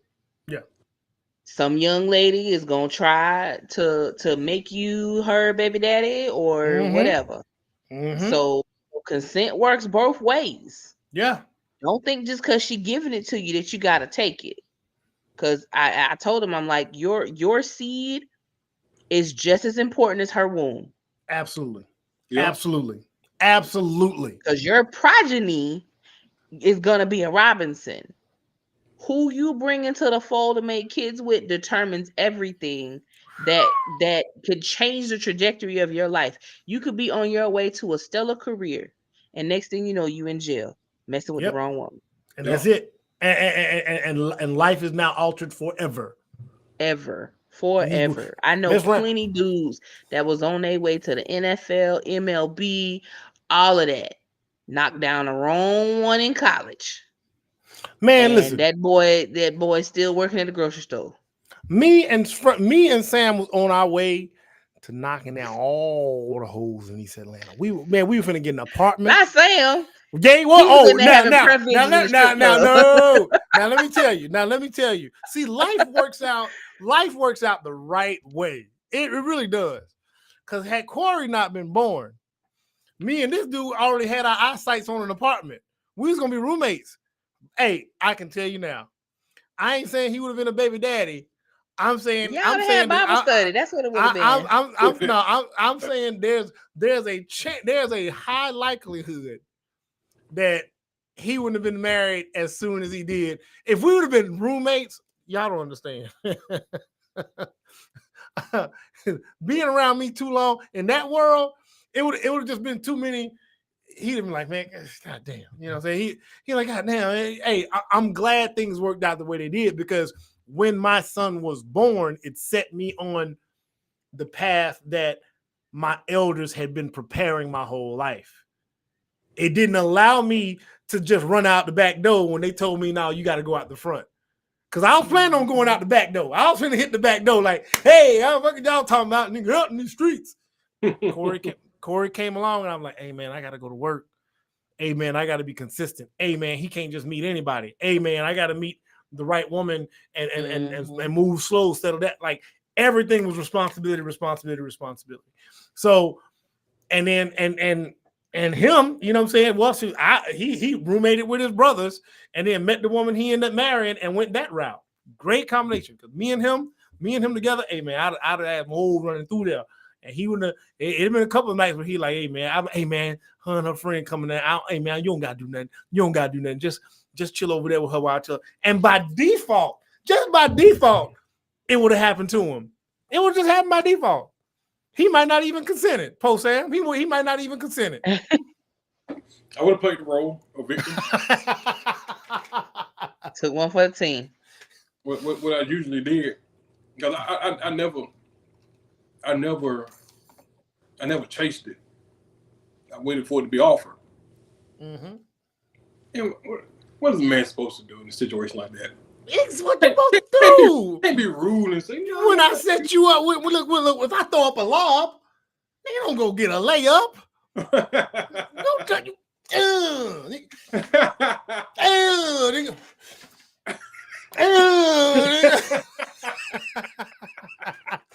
Man, let us drag our knuckles just a little bit. Let me y'all take drag this your knuckles every day. Let me take this thing. I'm dunking on the wrong. That woman's image up there, and I'm dunking, and it's got something serious up there. That's the wrong kind of caption. God damn, man, that looks horrible. It looks terrible, man. But yeah, in all seriousness, man, like we really, it's young men. This is a moment. We do a lot of teaching of young girls and what they need to do and how they need to be careful and how they need to watch out. Yeah, fine, that's cool, man. We need to grab these young dudes by the collar. Real talk. We really got to grab them by the collar. Anyway, so this next one, so Meagan Good. So I didn't see this. I haven't seen this. I remember when she got divorced. Okay, so before we go into this video, what do y'all remember about her divorce in that situation? Because I remember wasn't her husband not like a whole lot. It was just that it was public, but there wasn't like any mudslinging or anything between them. Okay. And her husband, was he a pastor or? Mm-hmm. Okay. I remember that part. Okay. I remember that part. 7-Day Adventist. He was 7-Day Adventist. Mm-hmm. Okay. I remember that being part of the dialogue surrounding it and being part of the reasons as to why didn't work out. She was a woman. It's just I kind of remember it vaguely.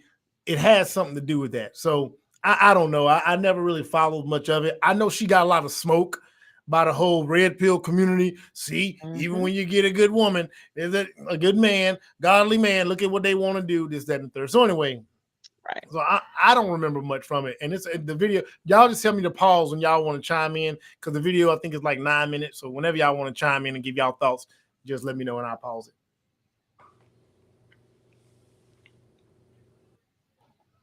Play on this. Going through the divorce, that shook me to my core. I was just like, but Lord, you asked me to be celibate, and I was.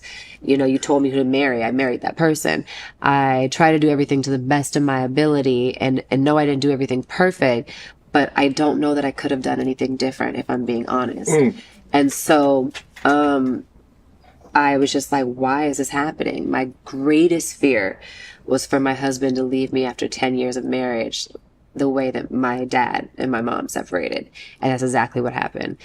And it was just like, I don't understand this. And so It was a lot of prayer, a lot of evaluation, a lot of learning about myself even. It was a lot of realizing the place that we both were in. It was a lot of just like rediscovering God and realizing that sometimes the way that we see or understand things, it's not that it's not true. It's just you do come into different seasons. And I had to accept that if this isn't something I've chosen, but it's something that God has allowed, then God has allowed it for a good reason. And I think that we both have grown from it tremendously. I think that now, I think that at the time I was so mad at Devon, but now I think what he did was very brave. And I think that it was a very scary thing to know that the church and all the people, everyone was going to be like, well, this is not what a man of God or a woman of God does, you know. Right. And of course there were a lot of people who were like, well, Meagan must have done something. And I'm like, what? You know, but I think that in order to grow to the place that we've grown, I think we absolutely were supposed to be married for that amount of time. And I think we got the best and the benefit out of it. And I think he taught me a lot and I taught him a lot. And we took a lot, we gave a lot. But we're still friends. Mm-hmm. And you know, as he said, the love is, you know, transitioned into something else, but it's still love. Mm-hmm. And I don't regret anything. And I'm super thankful for the time that we were married. And I'm super thankful for what I learned. And I think that I love now in a different capacity, because when your absolute worst fear happens, now there's nothing to be afraid of anymore. In that situation, you like, I prayed for this, I was everything, God, everything you asked me to do, I did. Yeah. Did you feel at that moment that as the marriage is starting to dissolve, did you feel like a failure? No, I don't think so, because I feel like we had almost 10 successful years of marriage. I feel like I got so much from it that has made me better and has helped me grow. And I feel that he feels the same way. Right. So I don't feel like it was a failure by any means. Mm-hmm. I just didn't understand it. Because I was like, but this, you say forever, it means forever. Right. You know, and that wasn't the case, you know, but I think that part is the part that I struggle with the most, because I would have never gotten a divorce under any circumstances. Really? And I don't know if that's always the right thing, right. You know, and it's not that anything bad was going on. Nobody was cheating, nothing like, you know, and I won't get into why we divorced, right. But I don't know if being married for the sake of just societal, because society says you. Well, because religion, you know, I think you really have to have a relationship with God and see how God is moving you. And sometimes it's not going to make sense to anybody else. And that's okay. It's not for it to make sense to anybody else. So you just have to be in tune with prior to you being. You got some thoughts there, Chef? You got tap in real quick. Don't let her tap in. When I look back on everything that happened in the year leading up to the end of my marriage, I remember being very I remember it feeling like an out-of-body experience. Like I'm sitting there watching myself make decisions that make no sense to me. But there was a purpose behind every decision. It wasn't just willfully just going out being wild and crazy or anything of that sort, so much as it was like, I see something that I'm supposed to go towards. Here's a series of things I should be doing to do something. And I remember, this has maybe been about 6 months ago, I had a friend do a reading for me. And she said, Adonis was supposed to be here. And even if you hadn't made the choices you made, even if you went back on everything you felt, he was still going to come regardless. So he would have come back up again. And it made me really think about purpose. And when there is a certain purpose, it doesn't make sense. It doesn't make sense to the people on the outside. And a lot of times it doesn't make sense to the person either. Like, I knew at some point in my pregnancy that Adonis was going to be here regardless. There was nothing I could do to stop it, period. Because it was manifested for him to be here. Who manifested? It wasn't me, child, because I ain't want no baby. But when there's a calling on your life to do something, a lot of times, and this is even speaking from the spiritual realm, a lot of times the decisions you make do not make sense to anybody. And from a societal standpoint, it looks like, oh, she's being greedy, or she's just out here being wild, or she's doing this, she's doing that. All of the typical female judgment comes into play. But when you sit down and evaluate your own relationship with God, it's like direction is given and you kind of have to do it. And sometimes you do it without even realizing you're doing it, or you do it in a sense of you're in your brain like, this doesn't make sense. Why are we making this choice? And it's like, it just feels like I should make this choice. So that's what the whole year leading up to my marriage felt like. Leading up to the end of my marriage felt like. It felt like a series of choices that needed to happen. And there wasn't a whole lot of things I can consciously do to mitigate them, to stop them. So when people ask me about, the end of my marriage, and initially I think I did feel like a failure. I did. But then I grew to a point where it was like certain things started happening in my life afterwards. And it was like, this thing would never happen if I stayed married. This positive thing would have never happened had I stayed married. Now, that's not to say my marriage was a hindrance to me, so much as it's sometimes you're in a place where you need to get to another place and you have to shrug off some baggage to get there. And I know a lot of people don't think about marriage in that way. They'll think about that with regards to relationships. Yeah. Sometimes the person with you just ain't going with you. And it's not that my ex-husband isn't with me on the journey. He's just with me in a different capacity. It was necessary for him to be in a different capacity. And it took me a while to really sit down and evaluate that, because I spent a lot of time just wallowing in, I ruined my own life kind of thing. But then I had to really look at, but I gained so much. And I gained things that I didn't even think possible, number one. And I ended up in places where I know I'm supposed to be effective for somebody else. So it's not even that it's my path. It's my path to help somebody else. And for me in that moment where we were as a couple, we had gone past the point where we were helping each other. We just weren't there anymore. And to continue to stay in a place where you're no longer providing a benefit to each other will just continue to break each other. So it was one of those things where it's like, number one, we have kind of reached our peak. We have reached the point of where we make sense. That's the number one.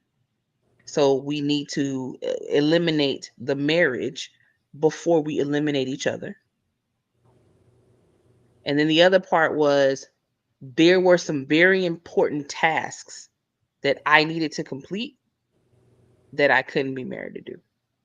And it's not even that I couldn't be married. It's just that I needed to be in a place to complete those tasks.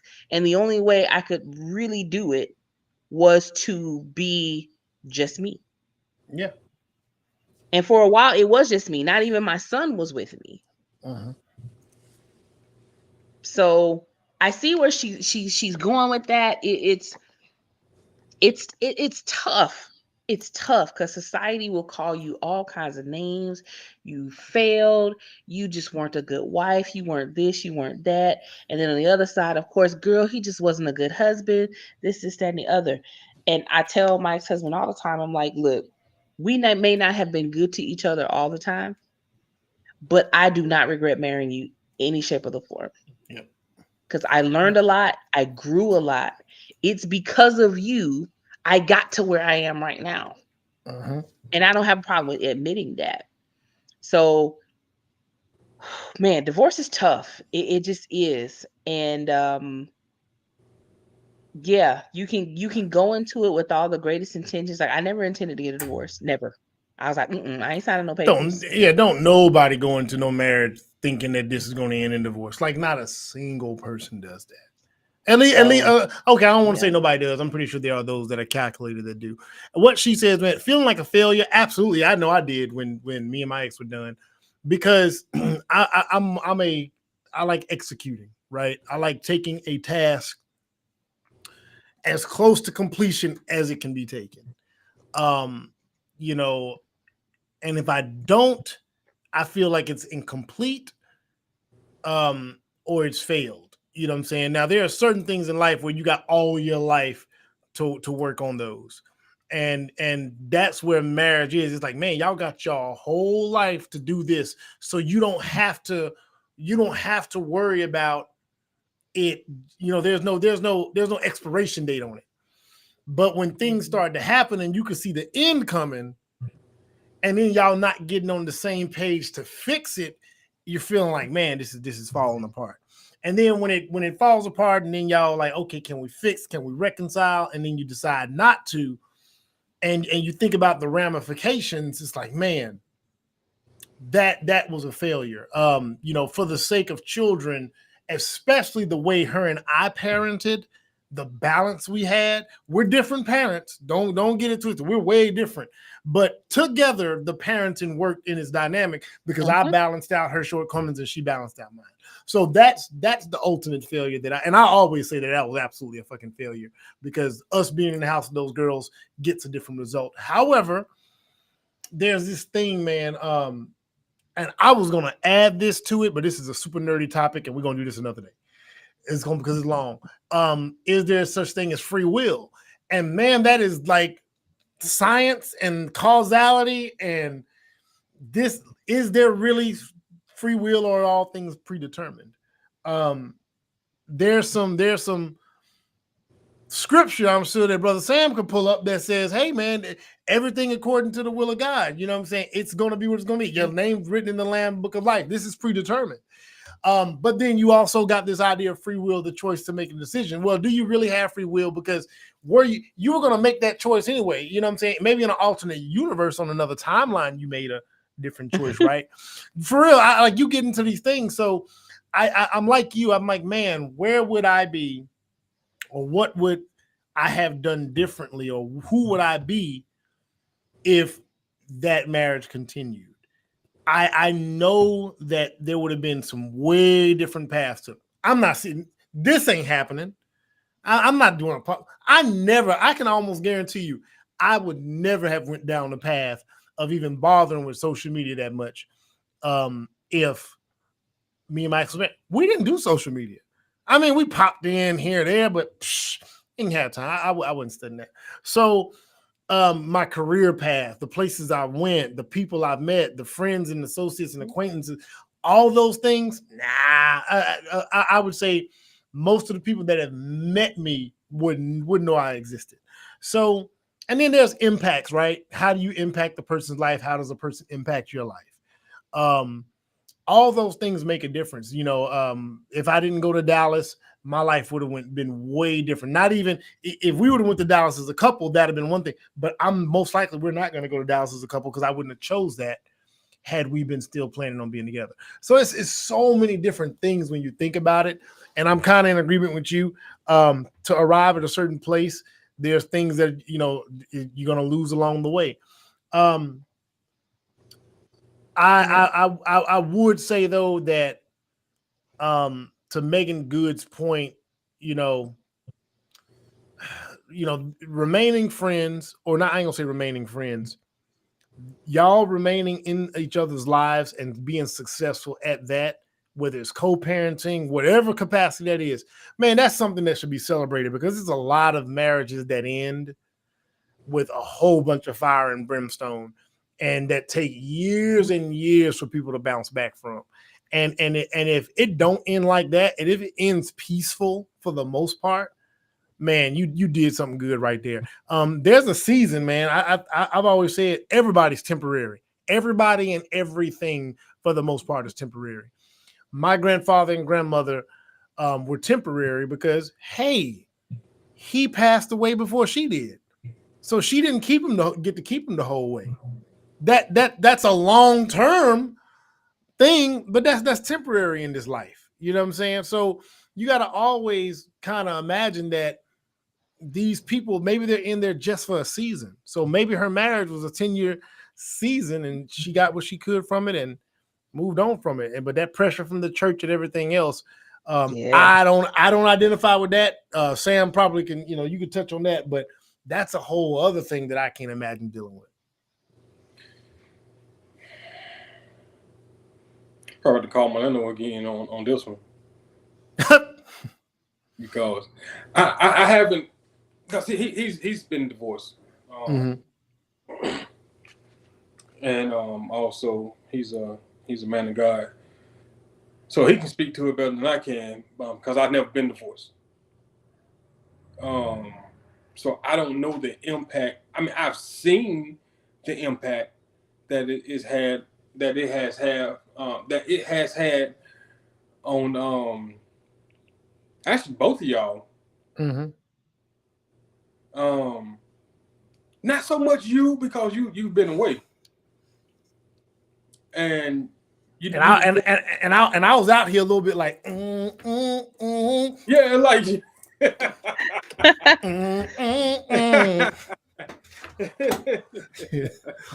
you don't show your I listen, I ain't gonna front. There was a couple of my peers that a lot of y'all didn't get to see, like the dark days of the early separation. So I had a lot of peers who come by my apartment and be like, "Hey man, I think I can do this divorce too. Oh girl over there tripping. You seem like you got it together over here." I was like, whoa. Y'all didn't see that first year of separation. Y'all ain't see that second year. Y'all see in year 3. We just year 2. We just now getting cool, bro. You got to go through the fire before you get to the peaceful place. You like to go through it by yourself, which I do, man. Because my fire 90. Listen, let me be very fair. Let me be really, really honest. All the fire that I've taken has been the direct result of me saying, "There goes fire. Let me go play with it." I am not allowed. I'm not allowed to get my homeboys over there. Hey man.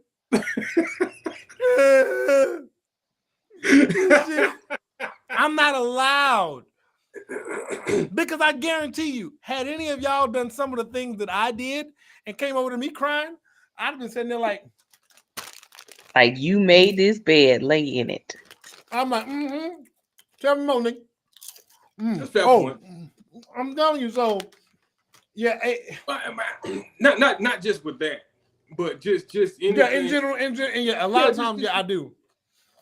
But with that, but with that in particular, man, but there were moments where it's like, man, because your life is changing so drastically, and it's I don't know, it's like it's slow, but it feels like it's happening faster than what you realize. Like you think you got more time, but it's like every time you look up, it's a new change that's coming that you got to adapt to. So. But again, the bachelordom that I enjoyed, and not every man enjoys being a bachelor. No, seriously, I don't think Sam would enjoy being a bachelor. Marlando probably does not enjoy being a bachelor. You know what I'm saying? I had fun. You know what I'm saying? So, you know what I'm saying? And don't get it twisted. It ain't because everything was going everywhere. I wasn't just wilding like that. It's just that I did enjoy being a bachelor. So I think to a degree I made it look easy, but I would always warn dudes, nah, you got to go through that shit first. Even if it's peaceful, you still got to go through the part of this new parenting dynamic. That shit is the hardest thing of it all. The new parenting dynamic, you not physically being there from getting up in the morning to going to bed. That new dynamic that a lot of people stay married because they just want that part, which, there's some good and bad that comes with that, right? That's a whole that I know Sam couldn't imagine. I know a lot of guys that can't imagine that. So again, that was the biggest regret of all of it for me right there. Yep. But I definitely didn't feel no pressure. No, there was no societal pressure, no outside interference. And then her and I, we did it the way we did it anyway. By the time folks realized what was done or what was going on, they couldn't have tapped in and said nothing because we were doing everything silently. Y'all, folks just looked up and was like, wait a minute. She showed up on social media with a boyfriend. They was like, I was getting people inbox me. Hey, man, ain't that Joe? I'm like, no, man, we come on, nigga. I live in Texas now. What are you talking about? We good, man. What are you talking about? You should, yeah, nigga, that's been a wrap. Oh man, you didn't say nothing. You don't feel no way? No, I don't feel no way. That's her and her man. What are you talking about? It took Sam years, man. How long, Sam? How long did it take you? Man, it took him a long time just to get beyond the idea. It took him a long time. It actually, it literally did take a couple of years. I didn't want to, because well, of course, I've known you before, but we met her at the same time, and we all formed a friendship at the same time, and man, y'all were the only thing. Like, we were family. We weren't, what I'm saying? Obviously, we weren't related by blood, but we were family. And that's how I looked at it. So when you finally let me know what was going on, I'm like, nigga, what the? Y'all breaking up the family. Breaking up the family. Like, like, man. Like, how I put that at the end of that biggest song. What I'm going to do now? What I'm going to do now? So it's like, I was used to just coming when y'all did live here, just coming by and seeing the both of y'all and shooting the ish with the both of y'all and laughing and joking with the both of y'all. And that was the reality for a long time. So to see to see that reality disappear, it was it bothered me for a while because it was a new reality. You know what I'm saying? So like I wasn't even though me and Toya are friends, it was like now this is the first time to where you over here as a friend and she's over here as a friend, and damn, I was like, man, I feel like a kid who got to share parents.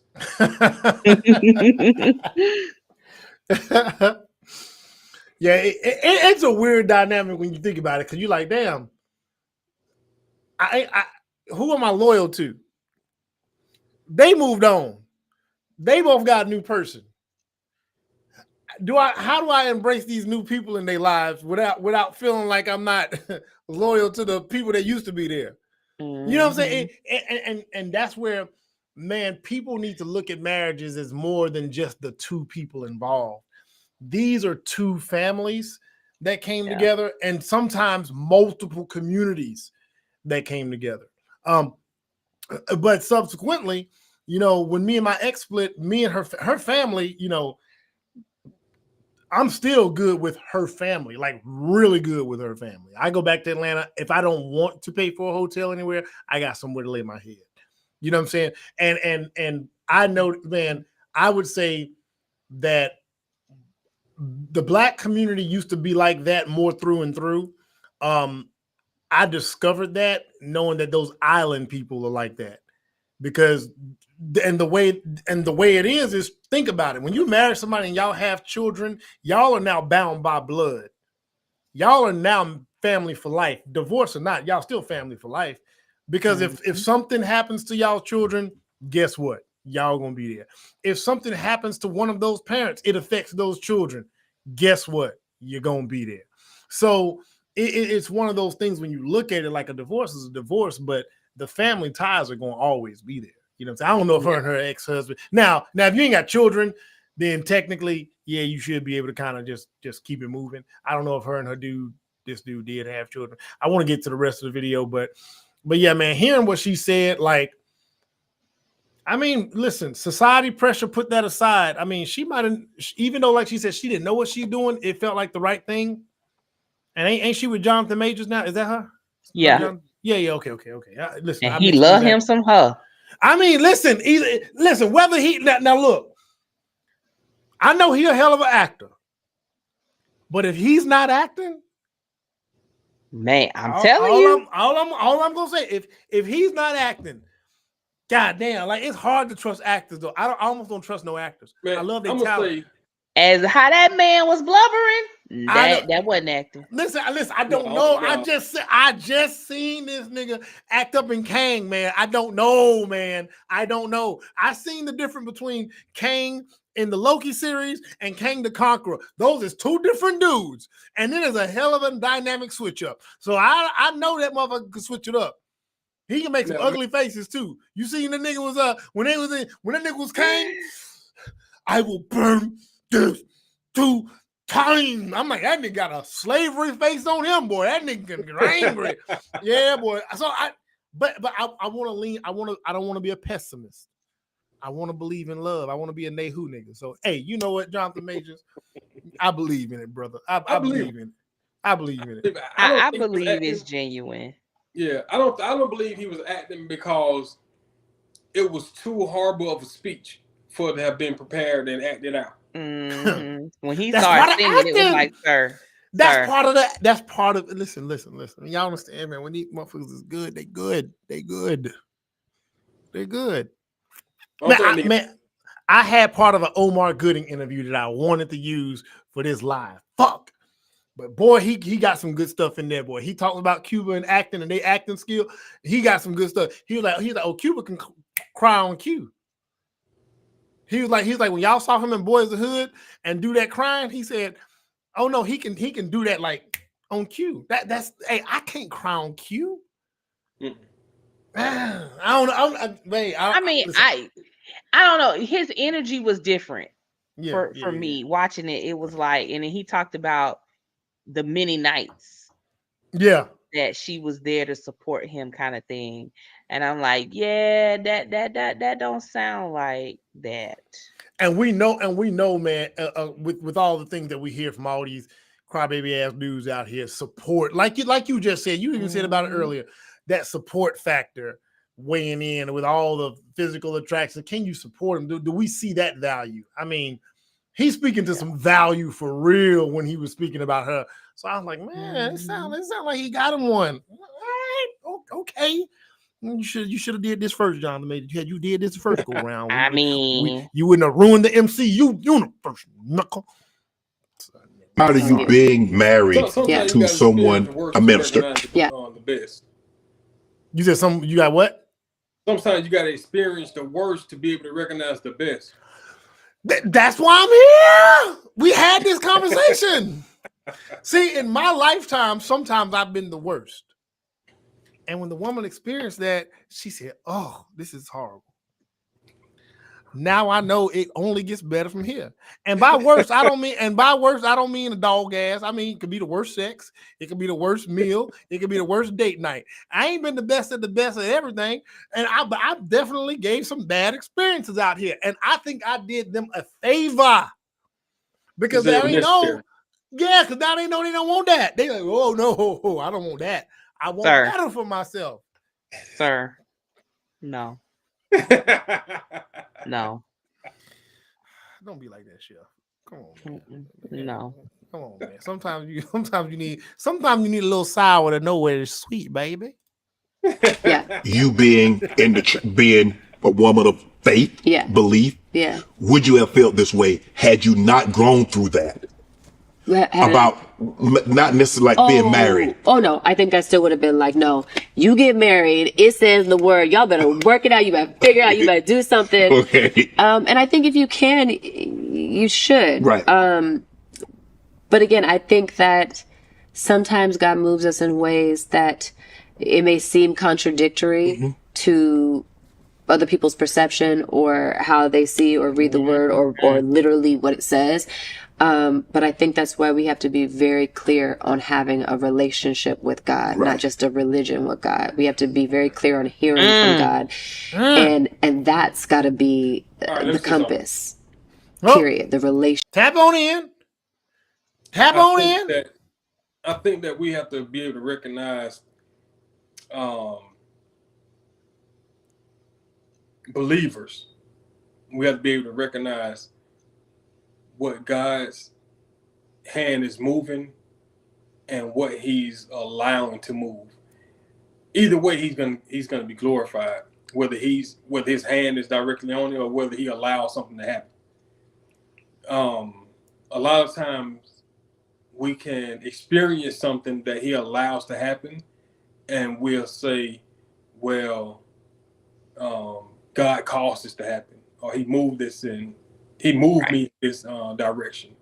So you got to be real clear on what's allowed and what's caused. You know what I'm saying? Agreed. So the two can be confused very easily.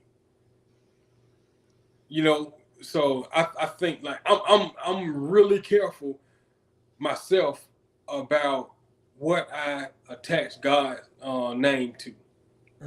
Some stuff, well, a lot of stuff, my decision. And I make that decision and how I used to be. Well, God, why you know what I'm saying? Like, no, I ain't tell you to do that, but I'm gonna grace you through that bad decision you made on your own. Yeah. So like I'm gonna cover you, but I didn't cause it.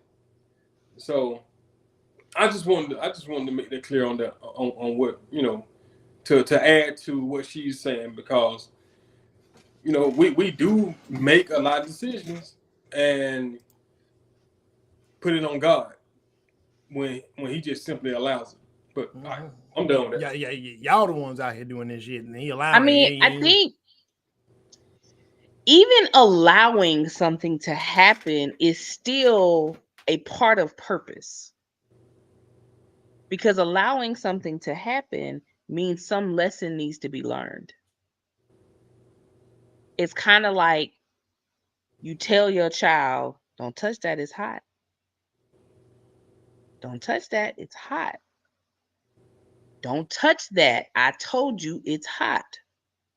And by that fourth time, it's like, well, I just got to allow it to happen.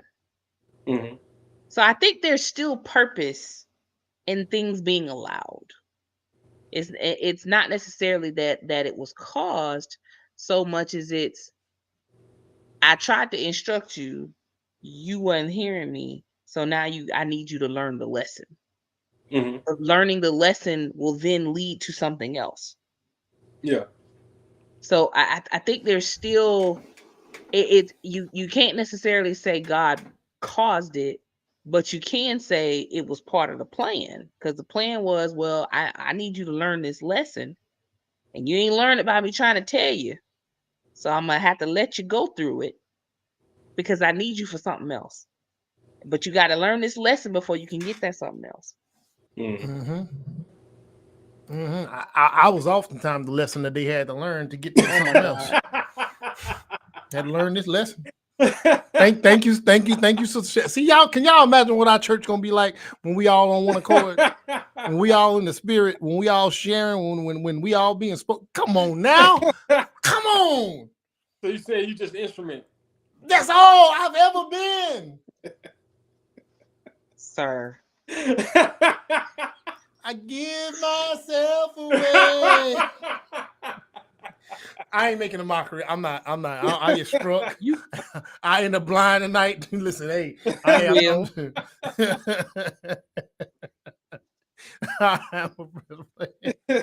We just see the post with the dude who stole somebody cash apped him $500.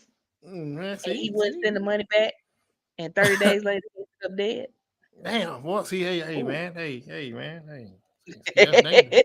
Dangerous, man. That's dangerous, man. 30 days later. And not the relationship where you're not really hearing that and you just want to do what you want to do and you want a reason to do it or an excuse to do it, but really knowing if that's what you're hearing God to tell you to do, no matter what anybody thinks or anyone says, you got to move the way God's telling you to. And that's just that. When the divorce happened, I was mad at God. I was like, what the hell? Like, I was so mad, but I was just like... But you never questioned it. I didn't question if I was going to be okay. I questioned, well, why do it? Right. What was the point?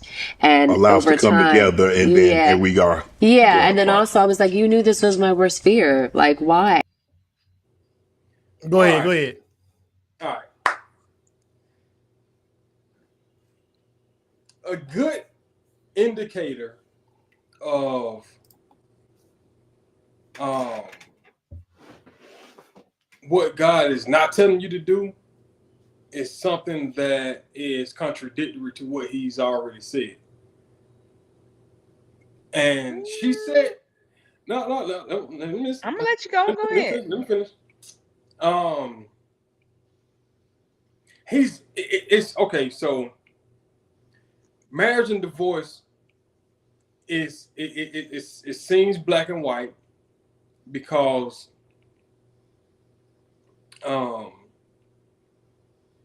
it says that, let me get the scripture right. Well, number one, it's better not to make a vow than to make one and break it. I think someone in the Old Testament said God hates divorce, but he allowed it for the Israelite to write a bill of divorce because of their hardened hearts. So he allowed it. He didn't sanction, he just allowed it.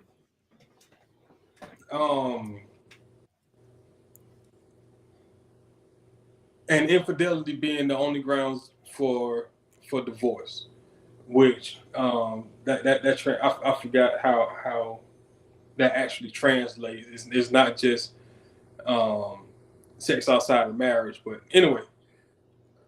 But she said, and I don't know exactly what happened. Okay, so I'm leaving it at that because I don't know exactly what happened between them for them to decide that a divorce is what they needed.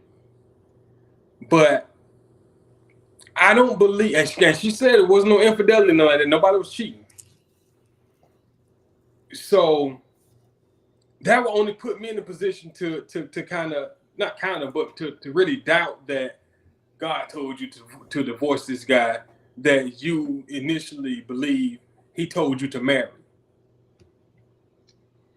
So hold on. Goes back to what she just said. What Manuel even just said about there being a season, and we do know from the word that sometimes there's just a season. Everything isn't as much as we want it to be forever. That doesn't necessarily mean that's the case. And I don't think the message will ever be, I want you to marry this person for 10 years. Yeah. Because if that's the message, then nobody's going to put in the effort to make it last forever if they know it's going to end in 10 years. If you knew you were going to die in 2 weeks, you would live completely differently if you knew ahead of time. So I don't think because I mean, okay, it just, I don't think it's as black and white. And I think for true to heart vessels, I don't think the path is stagnant. Like, I don't think when we're born, our path is immediately set. Because if that's the case, then it doesn't factor in anything around us. And I think while there are some things that are just ordained to be, there is still a level of autonomy that goes into these things, because you have people who run from their callings for decades. And they in turn have certain life experiences because they run from their calling, versus the person who is just obedient. So while there are some things that I think are set on a path, we still have to agree to be obedient. And a lot of times we disobey because we end up in, like what Kurt Franklin said, the dogma of man.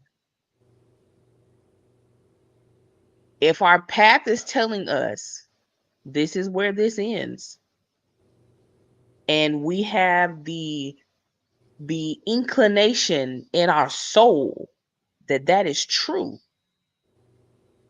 I suffice it to say there is likely a higher power at play. But a lot of times the higher power ends up being the people around us, and we don't listen. So while we've been told, hey, it's hot, I need to step back. It's hot. Now I think God may have to allow something to happen so we can experience something. Now the divorce itself isn't necessarily that experience. It could be the ramifications of staying.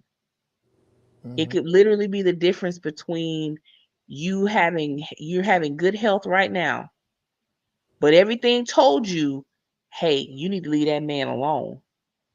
Now you got high blood pressure, diabetes, and everything under the sun. Your health is failing because you weren't obedient. And I'm not saying that that's a consequence so much as it's like the warning that something could potentially detract from you was there and you didn't listen. So I don't know. I struggle with it being like, well, he said to do this, so if he's saying something else, then one of them had to be wrong. Does it though? Because if we're I think that, then we're saying that God is limited. And I think also one of the things that makes it difficult to kind of, and that's why I asked the question the way I did, what happened to Meagan's good marriage, because she don't give no details. And therein always lies the thing, because she said no infidelity, she said no this, she says no that. There are things beneath the surface that two people understand between each other that can easily dissolve a marriage, that have nothing to do with somebody getting hit and nothing to do with somebody getting cheated on. You never know, man. And the fact that she's keeping it to herself, cool. I'm just saying this right here, that she could have found kitty porn on that man's laptop. Wow. That's dark, but she there's no I mean, for real, and I ain't trying to put it on, but I'm saying, and you know what, she might say, you know what, you need to go deal with this the way you're gonna deal with this. I gotta go. Oh, and I tried to fight through it. I tried to go through therapy with him. I can't get past it, baby. I can't get past it. I gotta go. You know what I'm saying? He could have found out something. You know, there could have been something that she had going on that was really serious and blocking their relationship from continuing. And she just said, I can't do it. So it's just one of those things where it's like, man, without the detail, it's hard to know, you know, what's written and then what things become, you know, how they can end up contradicting each other. I also see Sam's point too. You know what I'm saying? So we got a few more minutes on this one. Run a little long here. Finish this on out. You know, and then you know, over the years, and it's, you know, almost been like 3 years now. So over the years, I'm always revealed a lot more. And every time I'm revealed a lot more, I'm just really in gratitude and thankful that I married someone that was so wonderful and that is so wonderful, and that we had that time and that we grew together and just all the things. Right. And so I don't believe that anything's in vain. That's probably the only moment where I was just like, okay, Lord, you know. Right. But now I'm like, okay, Lord, thank you. Should we view divorce as bad? I don't know anymore. I don't know. Prior to you going through divorce, how did you view divorce? But prior to it happening to you, how would you view it? I felt like for any other reason besides domestic violence, I'm like, y'all better figure that out. But now I don't know. I think that what I experienced made me less judgmental about an experience that somebody else is having that I don't know what it is. And I can't say that it's bad or good for anybody. All I can say is that it hurt a lot for me, but I think that it also was a blessing to both of us in a way. And not because it happened, but because if it had to happen and that was a part of our story, we both got so much from it. Did you feel you let people down? Yes and no, because I think I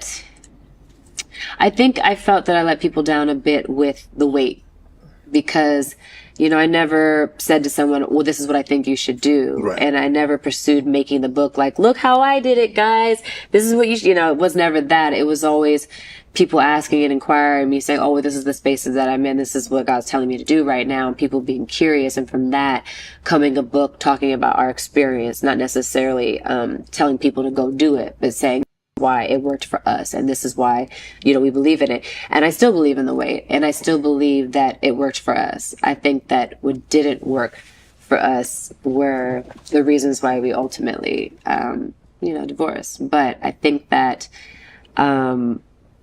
I think the weight allowed us to get the full benefit. And I think it's the reason that we're still friends to this day. I think it's the reason that we walked into the room with both of our divorce attorneys and, you look great. Look at you. You've been working out. Yeah, you look great too. Da-da-da. How you doing? You know, and they looking like, y'all getting divorced? Right. And we're like, yeah. And they're like, but you see, okay, y'all just, okay, you know, and when they see us, you know, we see each other in the street, you know, people tense up around us and I'm like, how are you doing? You know, and it's just like, and it's genuine love. And I think a lot of that really is because of my bad. Paul, actually, you can let it finish. It's only like 12 seconds. Go ahead. Okay. And I'll come back to what I got to say. Human being and the trust that was there. Even if there, was disappointment at the end, I can look at Devon and say, that's a fucking good person. Wow. And I'm thankful for that time. Going through the divorce. I have an idea on what I think it is. What's that? He gay. He sucked dick. Yeah. I figured that. I didn't say that, Manuel. You're trying to get us sued. He looked like a dick. Sir. Oh my God. Yeah. I'm looking at his face right now. I'm just like, yeah. No, it's not when she said what she said about like when meeting at the divorce court. I'm like, yeah, it's booty getting queef, vibes. Booty queef. Booty queef. Boys being boys. Booty queef. Booty queef. That's a song. It's a song on what's the name? It's a song that I've been preach made it. They was talking about Fresh and Fit. Booty queef. Booty queef. Booty queef. Boys being boys. No, I'm just saying, hey, but listen, but that can also be a thing. Like for real. Like, I mean, she could have seen male on male porn on his phone and been like, I can't do it. You know what I'm saying? And he might know. And you know when we'll find out? In a couple of years when we see him somewhere and he got his dude and he's like, it'll come out. It always does. And she'll just be, do you know anybody who had something to say about this sister at the time? They're gonna have to go back. No, be just as loud as when y'all was talking that shit. Boys being boys. Yeah, I think I know what it is. And I knew you knew what it was. And I said it. See, when I say it, is it the manner in which I said it that was the problem? Is it the manner? I should have said it nicely. It usually is. Oh. You shouldn't have said that at all. And you can say that without saying that. But like listening to her talk, I really think that's why she's skirting the line quite a bit there. Yeah, she's skirting the line. I think that's what it is. Because saying something like that about him could damage his career, and you can tell she loves him. So she's like besties, little besties, like little besties.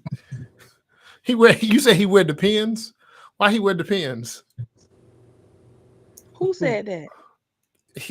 He wear diapers. Got loose bowels, don't?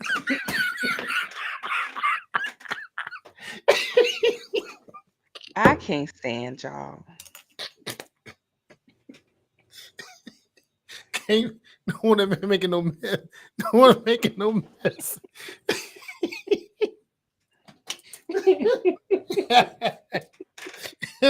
Why he got to be a catcher? Why can't he be a pitcher? I mean, he could be. He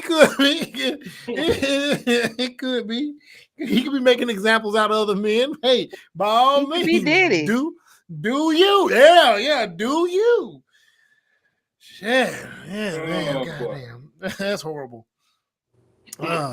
Look what you make us do, Chef. Look what you make us do. I didn't do none of this. I just posted the video and said, "Hey, we should talk about it." But overall, let me tell you, I always like the peace at the end of these kind of things. Everything ain't got to be toxic. Everything ain't got to be a knockdown, drag out. It ain't got to be a beef between a black man and a black woman when it's all the same. Men and women, it does not have to be that. There was a lot of peace by the time me and my ex got to that point where we divorced. And there were a lot of people, even our own kids, was like, "Oh man, like y'all are like best friends. We don't understand." And it's because a lot of stuff we kept from them, as far as like they never heard us argue, saw no knockdown, drag out fights, and like that. We stepped outside to have them conversations. We went and sat in the garage and in the car and had those conversations. We just wasn't finna do that. That united front was something we wanted to always have established. Y'all wasn't finna see us go at it. And so you add that to, things dissolving and then still not, we joke on each other all the time. And now we joke about certain things, but we weren't sitting there just dragging each other and this person ain't shit, that person ain't shit, so on and so forth. And our family members and friends didn't do that stuff either. And so when we go to Atlanta, I mean, Sam was there, I had my grandson, took him by there, see the girl, see her. And it was, I mean, we're just cool. We're still just really cool. We still joke, still laugh, still shoot the shit a little bit. And we can do that knowing no boundaries are going to get crossed. Nobody's going to be disrespectful because there's really no bad blood there. You know what I'm saying? You have those moments when it's going to be over or it's coming to an end, and that hurts. And so there is a lot of blowback from there. But when you really get beyond that, that's a good person. To the core, that's a good person. Is that the right person for you and going forward in life? Maybe not. Probably not. But is that a good person? Did they harm you? Did they really do anything wrong with you? No, man, that man likes sucking dicks. It's good. As long as she didn't catch him in the act doing it. Hey, man, we cool, man. You know what I'm saying? And she got a real man now. She got Jonathan Major's crazy ass. He a little hyper masculine. You know what I'm saying? Hey, you know what I'm saying? Hey, fine. You know what I'm saying? Go on with it, man. Good for her, man. I'm happy for her, man. Yeah. That is interesting. That's an interesting connection. Chef found out. Chef peeped it. Chef peeped it. You would go hyper masculine. You would. And actually, I don't even think Jonathan Majors is a hyper masculine. I'm just saying his masculine representation. Nah, he is. Yeah, because he. I mean, I don't know, but they was killing Jonathan Major when he was making them little Valentine's Day pictures and the little, you know what I'm saying, the pose. Puckered up. Well, people didn't realize the source material. He was doing. No, I got that. Yeah. Oh, I know, I got that part. But you know what I'm saying? you know, and then he's an actor. You know, our artists always seem a little bit, you know, soft in certain ways. But right. Look at I mean, Lakeith listen, Stanfield. He real yeah, soft. yeah. Nah, So that nigga, that boy. He crazy. That nigga out Something there. wrong with him. That nigga out there. yeah, Lakeith, yeah, he a little weird. He a little weird. He weird. Yeah, he for real weird. Yeah, he for real His weird. baby Yeah. mama ain't saying he weird though. She Look, want him to pay that money. Look, Lakeith Stanfield is a real Andre 3000. Y'all think 3 Stacks weird? No, that nigga Lakeith is from another planet for real. Like, God damn, boy. Like who does that movie with the horses? Like, that was sir, so stupid. why did you sign up for this? That was so stupid. I mean, I was really intrigued in the movie until we got to the end and it's like, wait, you done had me sit here this whole time for this? Sir, this? And then he got the Jesus movie, the book of whatever. Yeah, I wasn't finna. Book of Clarence. Yeah, I didn't even watch that. Yeah, that was all right. Yeah, I ain't seen it, but Lakeith weird. Yeah, I mean, I always known he's weird. I like his roles. I like his roles more so as a supporting. You know, as a main, the idea of him being a main just has not in any capacity been something I'm like, all right, I'm gonna go with that. And I'm not, you know, all guys aren't lead main guys. All women aren't lead main women, and that's not a bad thing because some people prefer. There's motherfuckers that kill a supporting role, and they do it so excellently that, hey man, just continue doing your thing. So I just didn't. There's nothing that I've seen him doing as a main that I'm like, I want to go see that. But everything I've ever seen where he was supporting, I'm like, that's a bad motherfucker right there. I kind of like what he's doing. So maybe, huh? His series on Apple is good. Yeah, maybe I need. Yeah, I probably need to check. It's just, it might be. I just haven't been like, all right, I got to go check out anything that's mainly him yet. It's just right. It ain't happened yet. I plan on. I'm gonna probably check it out. I know something genre wise might appeal to me. Then I'm like, all right, I'm gonna go with it. That's probably what it is. But I do wish that he would kind of switch up his mood when he acts though, because he has this. He be playing himself in every movie. Yeah, he's always Lakeith Stanfield. Yeah. Yeah. Like a weird Denzel. Yeah, I can get that. I can get that. That's 2 hours and 51 minutes, man. We got to get up out of here, y'all, man. Yeah. Oh, damn. Yeah. This is the longest one we had. Hey, man, we back in the day we had some 4 hour ones. I think we had. I think we used to run that clock up a little bit. Now I might have to go look in the archive. We used to run that damn clock up a little bit. Sheffy, I'm sorry I had to put you on Front Street out there as being a predator, but it was absolutely necessary. Whatever. That was absolutely necessary. That shit y'all gotta understand when I'm sitting here editing that stuff and watching it back. And she said, and what you kept saying a little bit? I'm gonna be single. I'm gonna be single when I'm gonna be single. Yeah, if I get to 50 years old and I'm not married, we're not doing it at all. Yeah. If I'm still single, so I take care of him. I give him a little something. I buy him a little something. It sounded so devious. I mean, golly, I was like, who is this? This is if I'm 50 and still single, devious is all I got left. That's all you got left. Hey, I get it. Huh? 50 ain't old. You know, I think it's not old, but it ain't young. You know, I think she might be being facetious on the 50 because at 50, you know, there's a lot of people that find that other person at 50 and then they ride from 50 to forever together. But now it's when the 60s start rolling around. I'd be open to it. I mean, I just be messing around because, you know, I thought I was going to be single at 40. And was I single at 40? No, I wasn't single at 40. I was single at 41 though. And I said the same thing. If I had never been married by the time I turned 40, we was gonna pull up the community colleges like it's nothing. Like, let's go.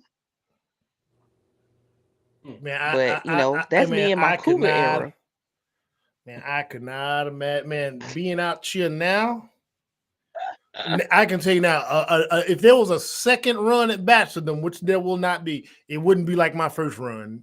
My second run, I'd be like, nah, bro, I ain't doing it. No, I'm in the house. And not because I had a bad experience as a bachelor.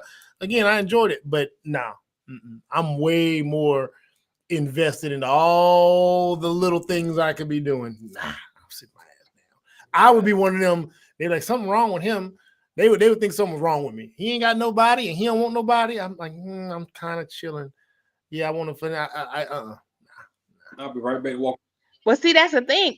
I'm saying if I'm 50 and I'm not married at that point, I don't want a commitment. Yeah, I think that's what it would be. I think that's what when I feel a need for something, I go get it. I think mine would be, I wouldn't marry. I'd probably have a girlfriend for the rest of life, and she just had to understand either we rocking or we ain't. That is just as simple as that. Like we just gonna be committed to each other, but just jump. I wouldn't do it again. I'll be married again. No, I mean, of course you would. Of course you would. I need to. Ain't nobody surprised. Ain't nobody surprised, Nate. I need in-home consistency. Yeah, I know. I know you do. I know. See, he gonna be that deacon in the church that he out there in the world again, and all the deaconesses who in their 50s and 60s ain't never been married. Mm-hmm. They gonna be right there waiting on them. They gonna be waiting on him. You got some food in the house? I cooked. Yeah. Oh, they gonna be ready for his ass. Oh, they would be lined up. You hungry? You ate? I got some crackers. I know how you need your protein to keep your muscles up. You know, he'll break up all kind of friendships in the church. All them friendships, they've been friends for years. Man, for real, had all the women fighting over him. Looking like that dude, looking like that nerd dude on here. Like, Sister Betty said she brought you some food the other day. Well, no, it ain't gonna be Betty. Sister Keisha said she brought you some food the other day. But here my plate, baby. That girl don't really know how to make it. She do the macaroni and cheese out of that was Popeye. You know that macaroni and cheese was out the box, right? I ain't hating. I'm just saying a real man. She use a rule, baby. I don't use no rule. Baby, you need something from scratch. Anyway, 2 hours and 55, y'all. Let's get on out of here. Y'all have a good night. Next Wednesday is our last Wednesday of the month, so we off next Wednesday. But then the one after that, we off next and then for the next one, let's do a nerdy one. Y'all submit y'all nerd topics coming up. Chef, have you seen Deadpool yet? Okay. I will be seeing it very soon. Listen, before the next one, God, don't play with me. I will see it soon. You see it the weekend? Even if I rent it on Amazon, because I'm sure it's probably there by now. Man. God. No, they're still trying to get the international money. So can you commit to seeing it next weekend? Man, she got 2 weeks. I'm gonna try my best. One of y'all coming to babysit for me? Sam, he walking out up there. I just paid $300 for a babysitter for a day. $300? Yes, for one day. What kind of babysitter you found? She stayed overnight while I went to Mississippi. Damn, that's still like so it's $20 an hour. $20 an hour. Mm-hmm. You find you a 16-year-old. Not for no overnight. Man, crazy. You seen all the movies? Hell no. Didn't we just talk about the 25-year-old brain? And you want me to have a 16-year-old in here with my kids overnight? Stop playing, sir. That works. Yeah, I mean, the right kind of 16-year-old, the right kind. I think Morgan them had a babysitter. But the babysitter, that's something different. Me to go see a movie, that's something different. But overnight, no, Morgan them had one, and she was 16. But we knew her whole family, and they was right across the street, and the girl's mama was. So I would say I was different. The girl lived right across the street. Her mama was right across the street. So if anything went left, her mama would have pulled up. But yeah, that right. Yeah, get a little. I ain't got none of that around here. You'll find you a little white girl named Taylor. Absolutely not. He done took my children some nothing. Chicken just be pink. Y'all ain't shit. Y'all so racist. Not a speckle of nothing. So racist. Have a good night, y'all. That's racist. We typically pretty good about seasoning in the South. So, all right, bye, y'all. Bye.